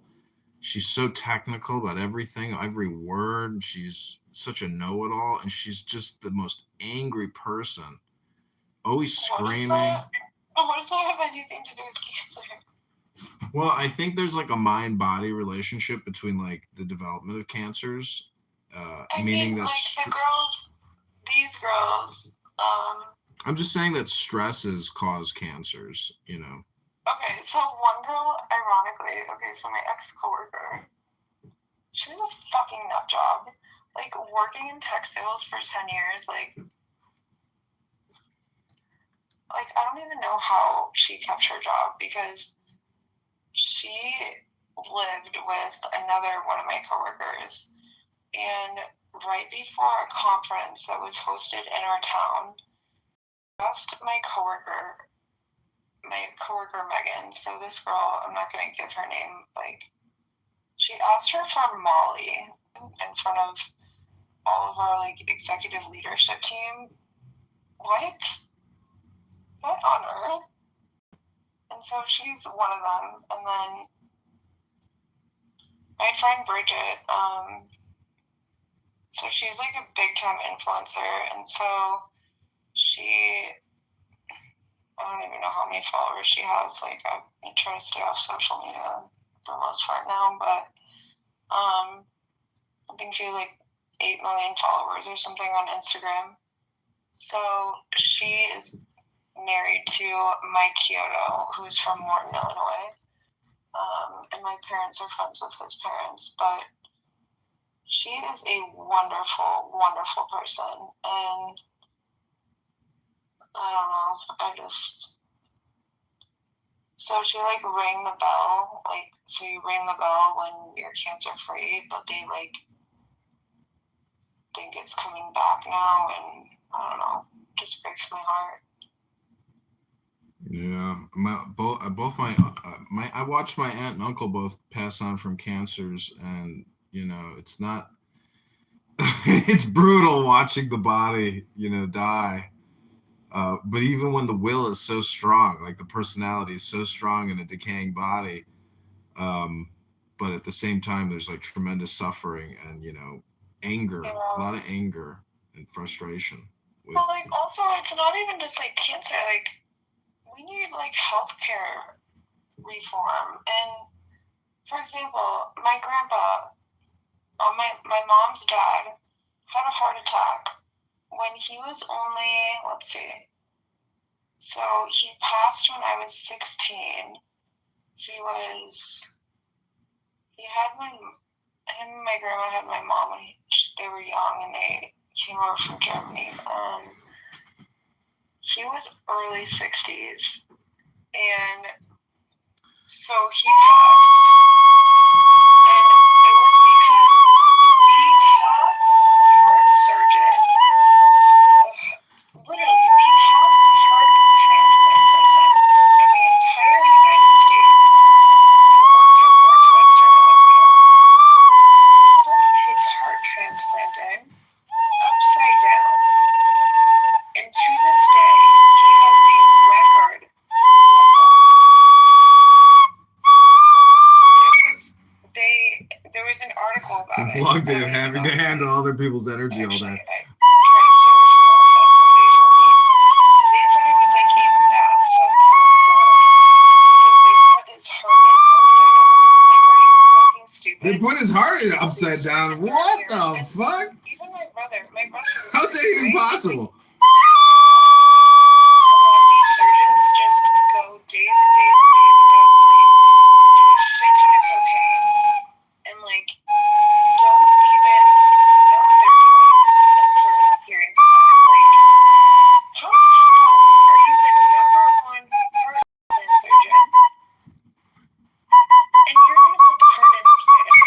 Somebody said they started a horse breeding farm 124 years ago.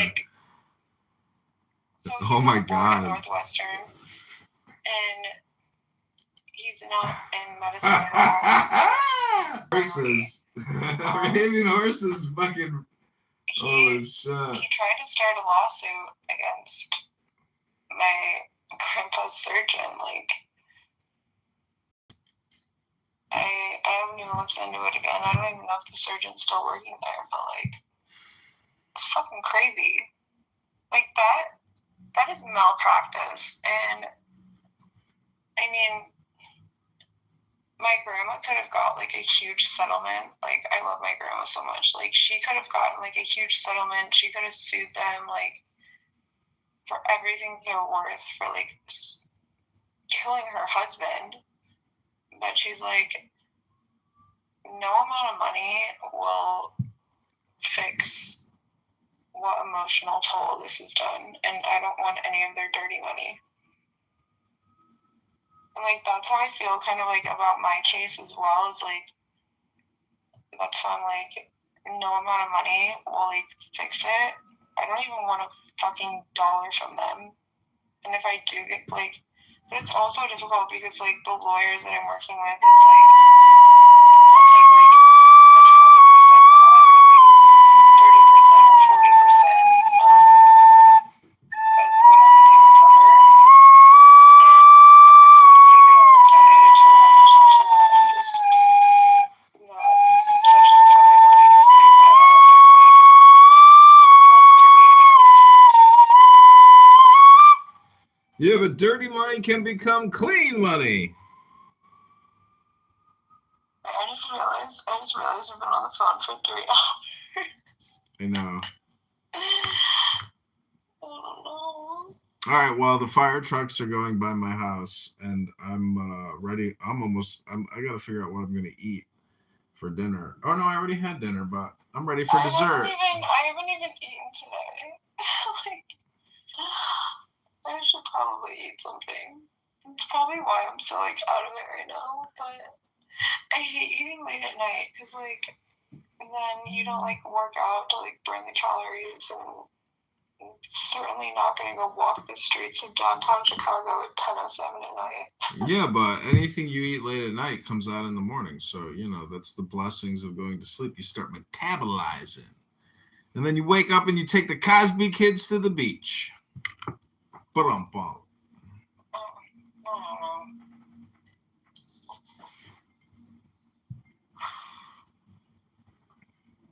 I'm going to find a phone charger. You need to find a what?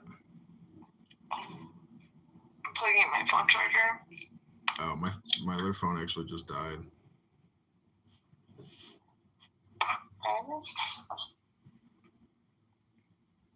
How can we, okay, let's strategize how we can take this administration down. I want Kim Botty out of office. I want Cash Patel out of office.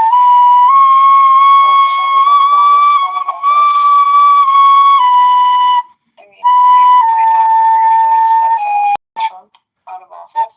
We also need to, like, She wants Donald Trump out of office. Term limits earlier, right? Like, why the fuck is everybody running our country? Why are they in the 80s? Like, you are senile, sir. Go to your nursing home. Like, well, do you think you're living in the 80s? Because, like, how much do you know what projection is? what do you mean living in the 80s? No, I'm saying that they're 80 years old. Oh, I thought you meant the 1980s. Are you high? I mean, it's fine if you are. Like, I don't give a fuck. Yeah, I've been smoking weed. No, like, they're literally all in their fucking 80s. Like, Biden was horrible. I think a lot of Biden's speeches were completely AI, to be honest. I noticed in one AI, like, interview, the American flag was, like, kind of, like, I don't know, it's, like, glitching and, like, moving back and forth. like, I study things so closely. And so, first of all, Biden was a mess. Trump, in my personal opinion, is, since he got involved with Israel, is a mess. And they're all old as shit. Yeah, but this Like, is the succession of the generations. This is how politics and succession of command goes down like in the government. Obama was the youngest president. And, I mean, I know you have to be 35 to run for president, but, like, so if there is a age restraint on how old you have to be to run for president, so Congress is 25, right? And then to run for presidency is 35. Why the fuck don't we have age limits? Like, cap it at least like 65 or 70. Like, you have no business running the country. And here, I'm gonna send you a photo of Trump without his fucking makeup on. He looks like shit. And this is an old photo of me, and he looks horrible. I caught him walking off the golf course at Mar-a-Lago, and we were speaking. Also, he is a creep, like. And once I started hanging out there, like, he just would always be like, "Put her on stage." Oh, and then let's talk about Benny Johnson. Do you know who Benny Johnson is? Yeah, I've seen his X account, but I don't really know who he is. He fucking created a false narrative. Took a photo of me. It was, okay, so it was Ron DeSantis in the middle. It was Casey on the left, which is Ron DeSantis' wife, and I was on the right. He cropped out Casey, took it, like, basically posted it on his X account. It got 23 million views. It went viral, and they said that I was his prostitute when Casey was going through chemo. That is sick behavior. That is sick. You were a chemo prostitute. Then we had to have, like, it's the lowest form of high-end sister prostitutes, is those who have to like, service the family chemo meeting, patients. my family, my ex's family, and like, all right, you need to make everything private. Like, you need to do this. You need to scrub the internet. Like, what the fuck? Who's that? You are not a conservative news reporter. If you are literally going to take a photo like that, crop it, and then say that I'm a prostitute? Jesus fucking Christ. It was interesting stories. I've met, so, like I've said, like, I like to gain intel, right? Like, I always go there with my head on a swivel, his knife, get drunk, and, like, play the drums on his plate and start singing, like, during dinner. Like, these people are nuts. And this also never reported in the news, but there was a woman that shot herself in the head. She had a mental breakdown, shot herself, pulled out a Glock out of her purse, shot herself in the head, and then was face down the pasta. Like, I know some women that I've carry never guns, and I'm experienced- always like, I don't know, it's so smart that you should be carrying a gun. Like, I just fucking hated that. Like, and this is why I want to run for politics, is because I feel like I have a certain in at this point, and I just scrolled through a photo of me and George W. But I feel like I have a certain in at this point, right? So, like, I'll play the game as long as I have to play the game, but once I actually get in and get in office, I'm gonna fucking burn it to the ground. All of it.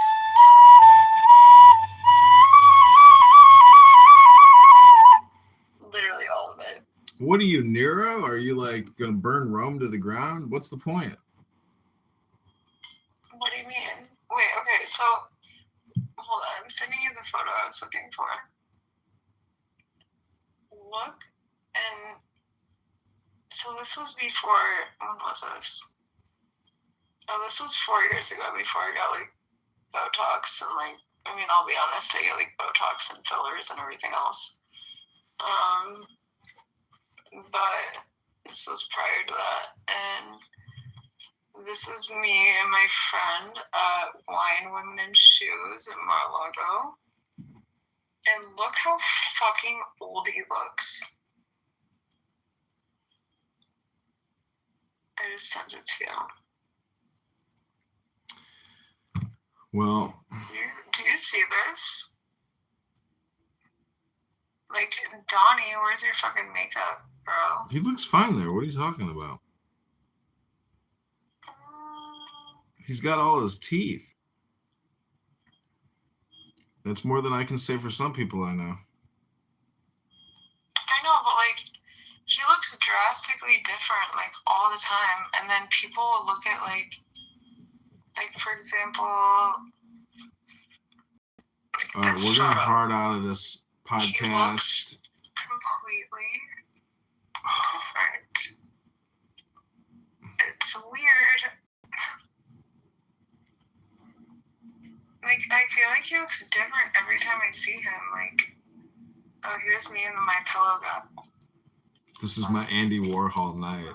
A completely unsolicited phone call. I'll call you. Don't call me. That's the name of this podcast tonight. I'll call you. Don't call me. Somebody's fire alarm is going off on my floor right now. It's driving me insane. Oh my God, that sucks. Dude, that's cool. You know, I bought the Pillow Guy pillows and I couldn't believe it, but they were like 1/4 the size of a pillow. And I felt like, oh my God, I got scammed by the Pillow Guy. Wait, this is the event where they took a photo of me and Ron and Casey, and yeah, then I was the prostitute. Wow. Wait, do you hear this? Yeah, that's crazy. That fire alarm is so loud. Maybe you got a fire in your building. Fuck. No, then. Is it the is it in the hallway? Also, why did my fire alarm not go off? Is it the hallway or is it somebody's unit? It's not the hallway. It's like intermittent. But like that's what happened to my fire alarm, and that's why I didn't wake up. Like when my kitchen was on fire. The fuck? Oh wait, this is the video. Wait, it's still going on. Maybe I should look into this. Wait, it stopped again.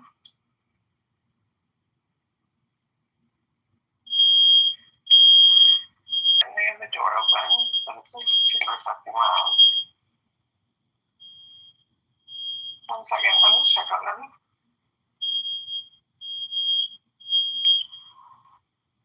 Is everything okay? Yeah, I'm just looking. Oh, okay. Oh, I understand. So, this is crazy, but I was cleaning the other night, and, like, I turned the gas on, and I woke up in the middle of the night, and the maintenance guy, who was, like, literally over me, and, wait, is that one? Oh, no, it's just different.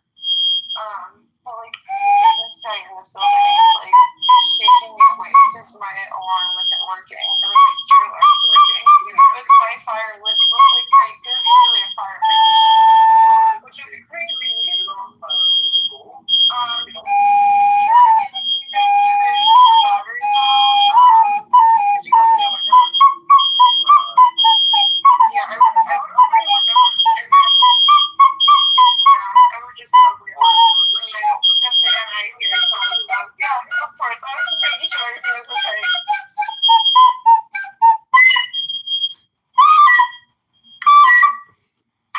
Oh my God. Wow.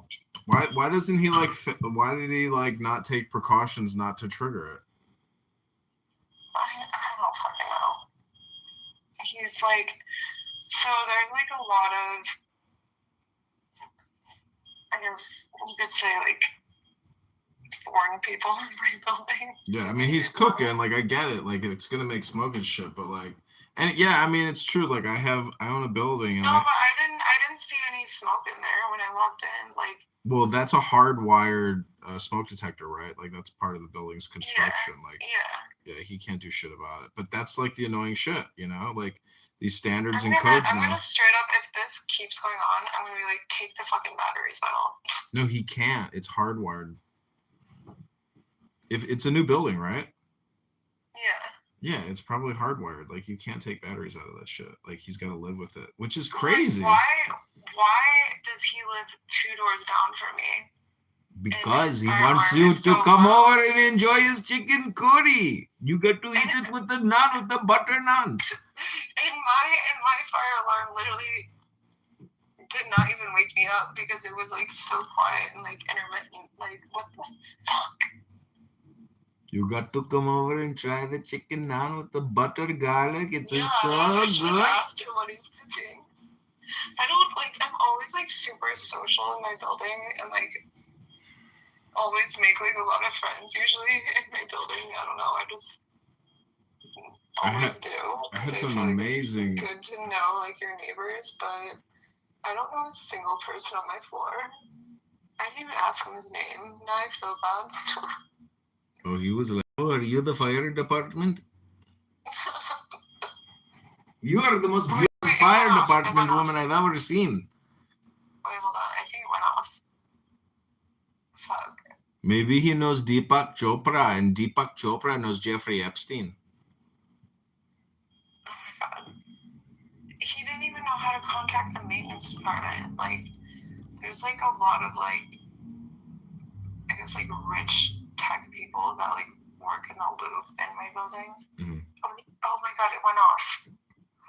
Thank God. Oh my god, I was gonna lose my fucking mind. Relax, it's a Friday night. They're just going, getting the party started. Just get it going. I was like, are you okay? Dun, dun, dun, dun, dun, dun, dun, dun, dun, dun, dun. That's his mating call. That's how he sends out the message to all the women on the floor. I just like that's his mating call. Chicken mukni is ready, lady. Come on over for some yoga and some mukni. Like, I've made really good friends with all the doormen in my building, but like, I haven't made like a single friend with the resident that lives here. People just kind of like keep to themselves. And I think it's because like, so I rented through a third party, which is, it's like corporate housing usually. Like, it's called Mila. I mean, whatever, I trust you at this point. And a lot of it is corporate housing for like people that like, for example, like work at Microsoft or Aon or like something like that. And so like there's so many just like foreign people, and like 90% of the people here are Asian, and then like the other 9% are Indian, and then there's me.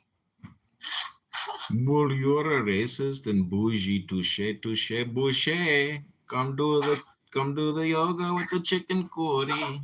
Get some naan on the way out. There's also some like Namaste. Come to Namaste. Oh my god. All right, well, I'm gonna go in my kitchen and make myself something to eat, I believe. But I hope you don't set off your fire alarm. I won't. I don't have that problem. I don't have that problem in my house, as far as I know. But I bought like 3-year fire alarm CO2 detectors, so I don't have to deal with that shit. Because my building is hardwired too, but it's all broken and old and shitty. So I just bought all new, lithium multi-year fire detectors. But even then, you never know. Like a fire moves fast, I don't trust smoke detector. My fucking maintenance guys saved my fucking life. Like, it wasn't a big fire, but like, so I never keep anything out on my counter. Like, I can't stand it because I'm like so OCD. But I did have like a package of pasta like sitting to the left of the burner, and then that caught on fire, and then it caught my paper towel roll on fire, and that could have been really fucking bad. Oh, instantaneous combustion is what they call it. Oh my god, I used to be so scared of that. I literally started researching it when I was like 12. Instantaneous human combustion? Yeah, I went on a rabbit hole when I was literally 12 years old. Like, Talk about clickbait. You know, I'm such a fucking weirdo. Like, and that's why I did neurofeedback and like brain mapping is like, do I have autism? But did you? like, no, you didn't.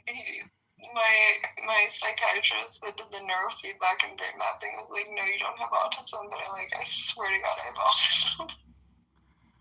I was reading an article about the King Tutankhamun, like in his burial chamber in Egypt, and they, there's like this Tutankhamun curse. All these people died like after they Oh no, opened I it. know exactly what you're talking about. But I read an article and they like King Tut, right? Yeah, but they were saying that nobody actually died. It was all clickbait, fake news to like sell newspapers. Like nobody actually died. It was all bullshit. It was all fake news. Wait. So like, how the fuck do they build the pyramids? Like, I mean, I know I sound like I'm high, but I literally sound high right now. I don't know. They built that shit in the same way that we build shit now. How the fuck did they build the pyramids with manual labor and build a structure that would last until this day? They built it with intelligence. We cannot even build structures to this day that would last for even like 50 years. No way. The building that I own is 105 years old. It's still standing. I can go in the basement and it looks like shit, but it's still fucking standing. Oh, yeah, because it was 105 years ago. Like now they don't use like certain materials, and I have a really hard time believing like the whole pyramid thing. Why? Do you know what it means symbolically? Like in terms of what? Symbolism, like psychology, esoteric, God, philosophy. Like it's basically if you merge two pyramids, you get what's called the tetragrammaton, which is a geometric shape. It's two pyramids merged. Now you're starting to sound like me. Anyways, I was at a bookshop once and they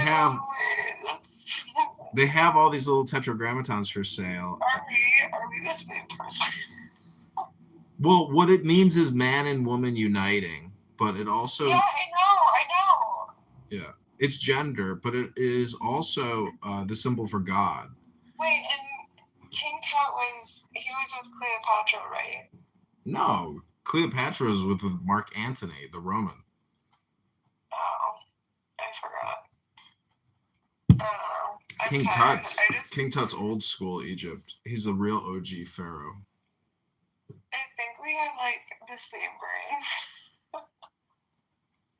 Well, different, do you think quantum psychology. Do you think the Holocaust was as extreme as it actually like was published to be? Yeah, because I have books here. I'm looking at one of them right now. It's called Pictorial. Okay, but books. Okay, for example. Okay, when you read a history book, right? No, wait. Let me finish. This is a pictorial history book. It's actually from 1946. They're real photos. It's not AI shit. There's fake AI shit. I've seen fake AI Holocaust photos. I'm not talking about AI, but like when you read a history book and like they say, okay, I'm gonna just ask you questions. Like when you read a history book, who do they say discovered North America? I mean, there's multiple people that got to North America from Europe or Asia. But who? Like every history book I read, it said Christopher Columbus. It was Leif Erikson, the Viking. Yeah. Like it wasn't even fucking Christopher Columbus. And I don't know. Books are fucking bullshit, especially in this day and age, because they're trying to push like transgender ideology and like LGBTQ like against children to make them try to transition, whatever, more money for big pharma, more money for the hospitals, and then on top of that, obviously, like we have the media targeting like 20-year-old men, like, to do certain things. Like, I feel like everything that I have learned is fake. Everything is fake. Well, war is real. I mean, I'm looking at a real history book with real photos and dates when hundreds and thousands of people died as a result of bombs and attacks. So, I mean, no, like, obviously there was, like, World War II, right? Like, my great-grandma, no, that was real, but, like, I don't know. Well, see, like, it's the publishing industry. The start of the Israeli agenda where, like, why? You focus too much. You focus much on Israel. What's the Hindu? What's the Hindu agenda in India? What's the Buddhist India in Southwest? Like, you can't focus all your energy on one small country. No, but, like, also Nigeria. Like, look what's going on in Africa. Like, I don't know what's literally modern day slavery. Like, I know, but I'm about to go into my kitchen, Victoria. I don't want to go down the African, safari with you right now. Maybe some other time. No, like, okay, so my brother, for example, when he was in med school, his roommate his name was Dan. I'm not going to give you his last name. His dad was best friend. So Dan's best friend. Okay, never mind. I'm not going to say that either. Dan's dad was best friends with Warren Buffett. And Warren Buffett funded a water purification charity in South Africa. The things that my brother saw, my brother went there to volunteer with Dan every single year. The things my brother saw, like, was insane. And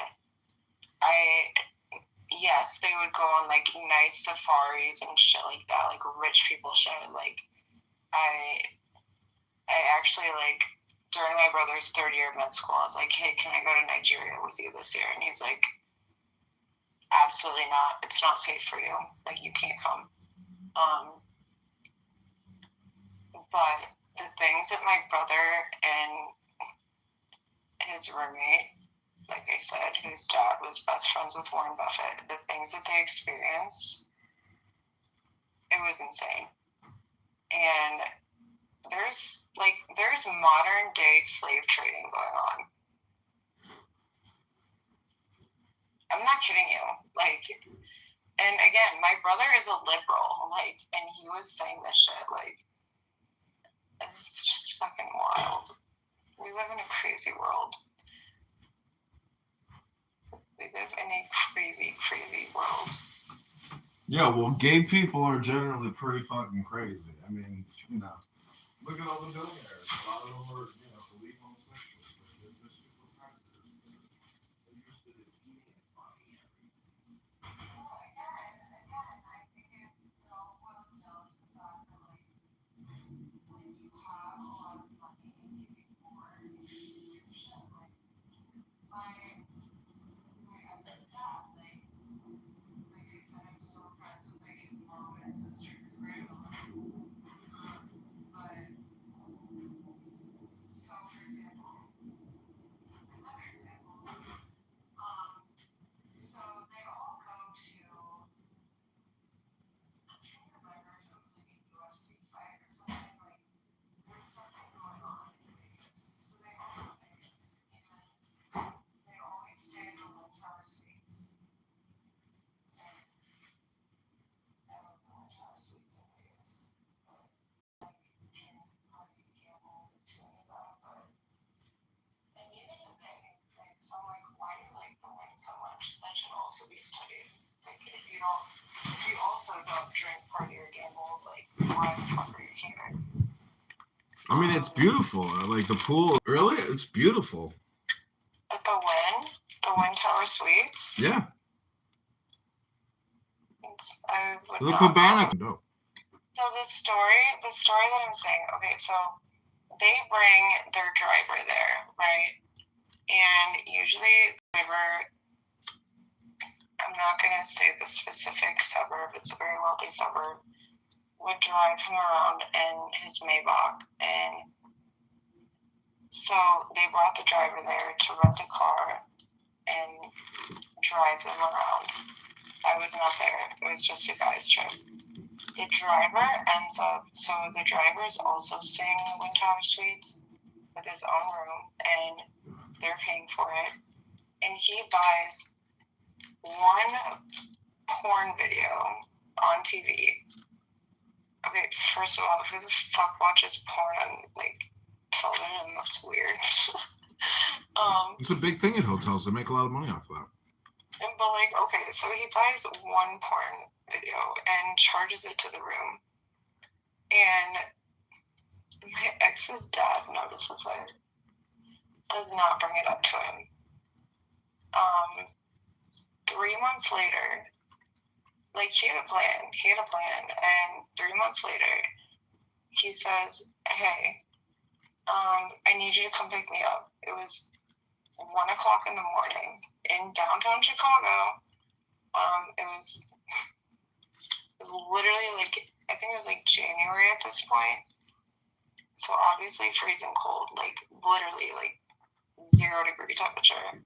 And he's like, hey, I need you to come pick me up. So his driver comes and picks him up in the Maybach. And he puts in an address. He's like, hey, I need you to take me here. And it was an abandoned strip mall, like, in the middle of nowhere. I don't even remember. I would have to, like, maybe it was Orland Park or something. Like, I'm trying to remember. And so they get to the abandoned strip mall at, like, 1 o'clock in the morning. And my ex's dad says, take off all your clothes and give me your phone and give me the car keys and get the fuck out of my car. You disrespected me 3 months ago. I know you did. And I'll never talk to you again. So he leaves him naked without a phone in an abandoned strip mall parking lot. Like, what? That's crazy. Did he have a gun or something? To this day, nobody knows what happened to him. He also, like, apparently dinged up, like the front right side of the car when he was driving it one time. But I don't know. Well, great story, Victoria. I mean, Nobody. Tell me again in 10 minutes. Wow. And nobody's been in contact with him. Uh-oh. He's stuck at the strip mall. And now he died and froze to death. Like.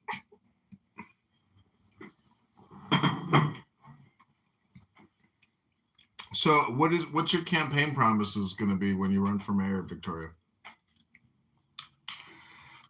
Like, in terms of policy?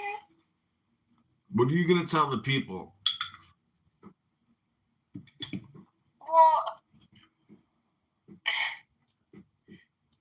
I have to have a certain agenda, right? Like, so in Chicago right now, every single fucking day, it's fuck ICE. Like, all these protests, like, I'll be on a work call, like on a Zoom call, and all I hear is people chanting in the streets, like thousands of people, and I'm like, just go home, get a job, like, be employed.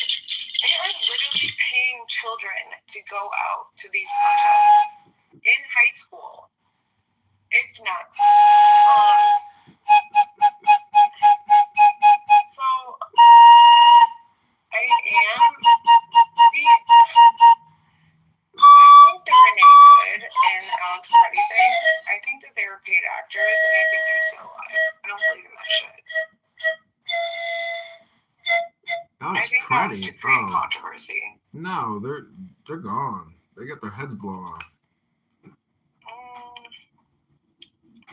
I've heard different stories. I think they're all paid actors, and like.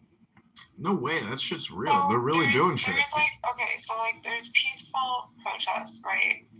And then every single protest that is not peaceful, I truly think that the government is involved, and Antifa, shout out to George Soros, and I think they put people in these protests in order to create chaos, in order to instate martial law, in order to maybe take away our First Amendment right to protest. Also, like, protesting doesn't do fucking shit. Like, what are you gonna do? Just hold a sign on the side of the road and think you're gonna make an impact? Like, contact your congressman, contact your senators, like, fucking call it. I mean, I don't trust anyone. I was gonna say contact the FBI, but I've already done that like 6 times and they haven't done shit. I think it is. I bought it on eBay. Like, do something to make a change instead of just like rioting in the streets. That's not gonna do anything. That is not a proactive way to make an impact. But I would run on, I would say immigration reform is extremely important. My ex-boyfriend took 13 years to become a U.S. citizen, and he was a professional hockey player and went to Princeton, and like he was a white guy, and why did it take him 13 years? You go through like the H-1B, like there's so many. Wait, why didn't you just get married and get fast track it? Because I kind of saw the situation where he was my third boyfriend for like 8 years. I kind of knew it wouldn't last. So,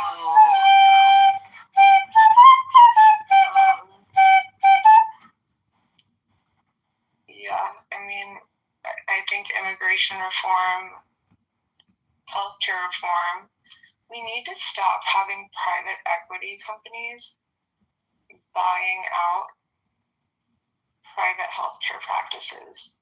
And this is where my brother, like, even though my brother is so smart, like, he interviewed at Harvard Med School, like, but then they had a DEI hire. My brother was number 2 in his med school class. Number 1 was the kid that I told you about, was Warren Buffett's dad's son, whatever. My brother was number 2 at like a great med school, and he interviewed at Harvard. Like, he got an interview for a Harvard residency, and they hired a black girl. I think she was number like 33. Of course they did. Okay. Get rid of DEI. DEI is fucking bullshit. And start hiring people that are best for the job. Shut the fucking black community up about saying, oh, I need reparations for this. Literally shut the fuck up.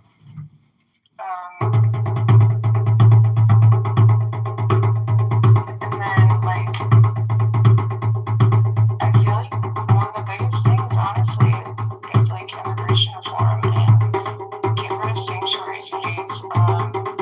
Get rid of, like, in terms of immigration, what I think is crazy is that when you come here legally, you can get a job and you can get an ITIN and you will have to pay federal taxes. However, you don't get to reap the benefits, and then you can be like legally deported at any time. But ICE really has only done, in my opinion, I think they've only done one good thing, and that was when they raided that condo complex in the south side of Chicago, where all the gang members were from like Venezuela and everything, and they got rid of them. Yeah, that was a big one. They used a Black Hawk helicopter. I mean, yeah, that's pretty fucking sick. But like, outside of that, I haven't seen them do any good except cause chaos. And so Obama, right? Obama deported more people. And I remember, like, I mean, I was young at this point in time, like, and I wasn't, like, really into politics, but, like, I remember them being like, oh, Obama put people in cages, like, whatever. Like, okay, Obama, and I'm not saying I'm for Democratic legislation, whatever, behavior. I hear that Chicago fire truck. But, like, at the same time, Obama was more silent about it. And obviously, ICE was still deporting people. He actually has deported way more people than Trump has. And he did. I will give Obama this, even though I'm not Democratic, but I will give Obama this, that he deported way more people and did a way better job than Trump has. And Trump is not really even deporting people. He's keeping them in facilities like Broadview, like, and just keeping them there and detaining them and using U.S. taxpayer dollars to fund the detainees. So, like, if you go to IllinoisHealthcare.gov, Mm-hmm. you can. So, like, if you go to IllinoisHealthcare.gov, Mm-hmm. you can put in, like, oh, I make this certain amount of money each year, and then they will give a plan based off of that money, like, in your income. But I haven't filed for taxes since I started this healthcare plan, so I definitely worked the system a little bit, and now I only pay $71 a month. But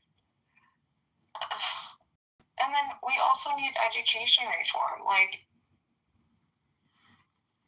a lot of, and I don't want to say, like, the dumbest people in our society, but, like, a lot of the most unintelligent people in our society end up being teachers, and they're not incentivized to teach our children things because they're making, like, I don't know, 50, 60K a year. Like, that's not a livable wage. And so they just don't give a fuck. So we have that also. And then, like, in terms of housing, like I also, like, I did have a problem with, like, everything that's going on with, like, SNAP and everything. And, like, I do have, like, a really big heart for, like, the south side of Chicago just because I volunteered there for so many years. Every single time I would drive there to pick up Brooklyn, and I would pick her up, and we would go to the library, and I would tutor her, right? And, like, I would teach her because, like, her mom was 26 years old when I first met her. Her mom had 10 kids with 4 different baby daddies. They're 26. Like, so I have a big heart for, like, change in that community. But I don't even think that, like,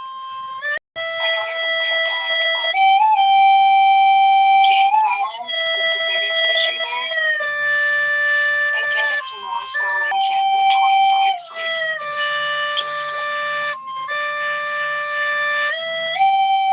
I don't know how to fix it, but, like, so, like, you can be big brothers and big sisters until you're 18, and you can have somebody that's, like, your mentor. I would visit her, like, a few days a week, you know, take her to the library, like, and I Oh my remember God, when it Victoria. broke my heart, I was like, You gotta get on Clubhouse.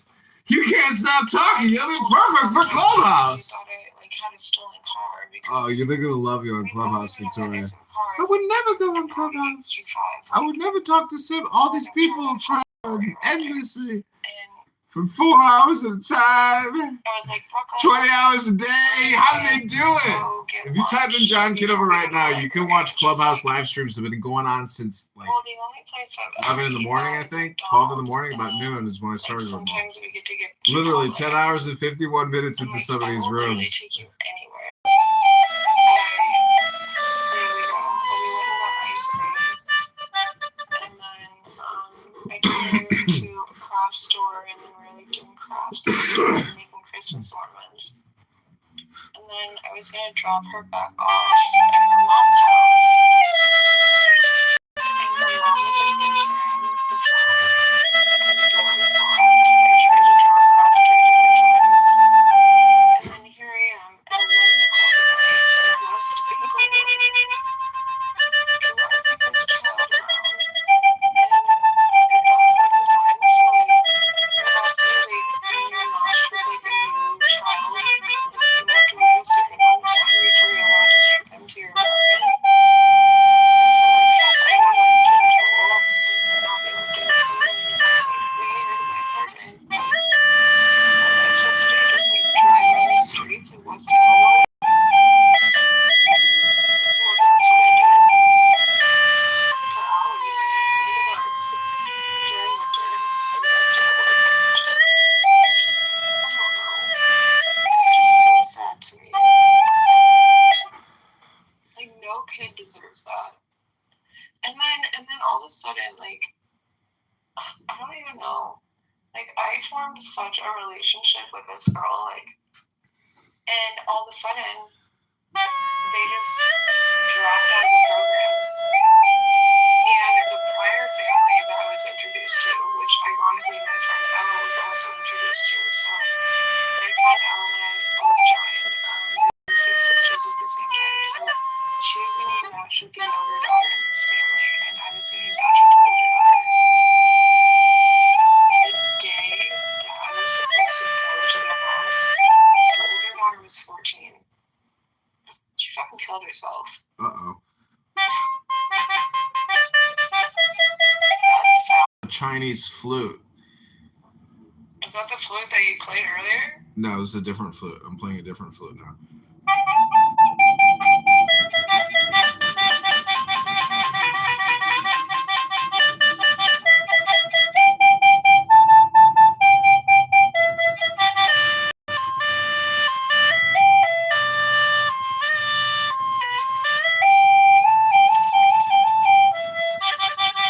A music room. So like I've specifically designated rooms as certain functions in my life. It's feng shui. What's your favorite book that you've ever read? My favorite book of all time? Probably The Tao Te Ching by Lao Tzu. The what? It's a Chinese philosophy book called The Tao Te Ching by Lao Tzu. Interesting. Yeah, it's a very smart book. Wait, send it to me. It's a very smart book. Alright, you're definitely high. It's fine though. No, it's true. Wait, It's a mystical book. I would say my favorite book that I've read recently. I love Atomic Habits, but I also I love a book called The Art of Not Giving a Fuck. Yeah, that's basically what the Tao Te Ching is about. Meaning that like you can account. 1 second, I have to text my mom back. They got an audiobook. Yeah, it's on YouTube. I can just send you the YouTube link of the audiobook.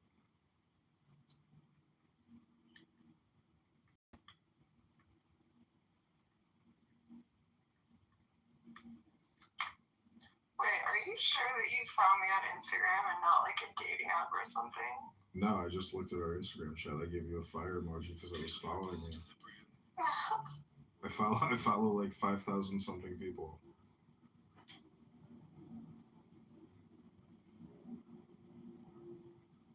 Yeah, that sucks. That sucks that that guy had to take that toilet off, but damn. Isn't that a ridiculous video? What a pain in the ass. All because my vape fell in there when I was plugging my finger. I sent it to all my friends at vape, and I'm like, if this is your sign to stop vaping, just vape right now. Holy shit, I just looked in the mirror and my spray tan is so orange. I look like Donald Trump. Yikes. I can't believe I haven't eaten today. Like, I should probably eat something. Like, I'm trying to stay away from Adderall because, like, it makes it sort of sleep, and I sleep in 3-hour increments. And I actually read recently that the most intelligent people sleep in 3-hour increments. And every single billionaire I've ever been around sleeps in 3-hour increments. And then I wake up, and then I'll like start working or like doing something productive, and then I fall back asleep, and then I'll sleep in another 3-hour increment. It's just weird. It's like a weird sleep cycle. I don't even fucking. Well, You on mute while I'm gonna get off the phone shortly. Like, this has been a 4-hour call, and like, it's unbelievable that we've been able to talk for 4 hours. It's like a miracle. I don't think I've ever had a 4-hour call with anybody. Yeah, I don't know how the time in my flew entire by. life. We've touched every topic, I think. I just have really bad ADHD, and I think that you're high, and we're just like going down different tangents, and it's kind of fun though. Yeah, it's been fun. My phone's about to die. I need to charge it. Alright, yeah, same. Well, have a good night. It was nice speaking with you for 4 hours. Likewise, Victoria. All right, sweet dreams. I'll talk to you soon. Alright, bye. Okay, bye. Oh my God. Jesus Christ. I need some music. That girl needs Clubhouse. And Clubhouse needs her.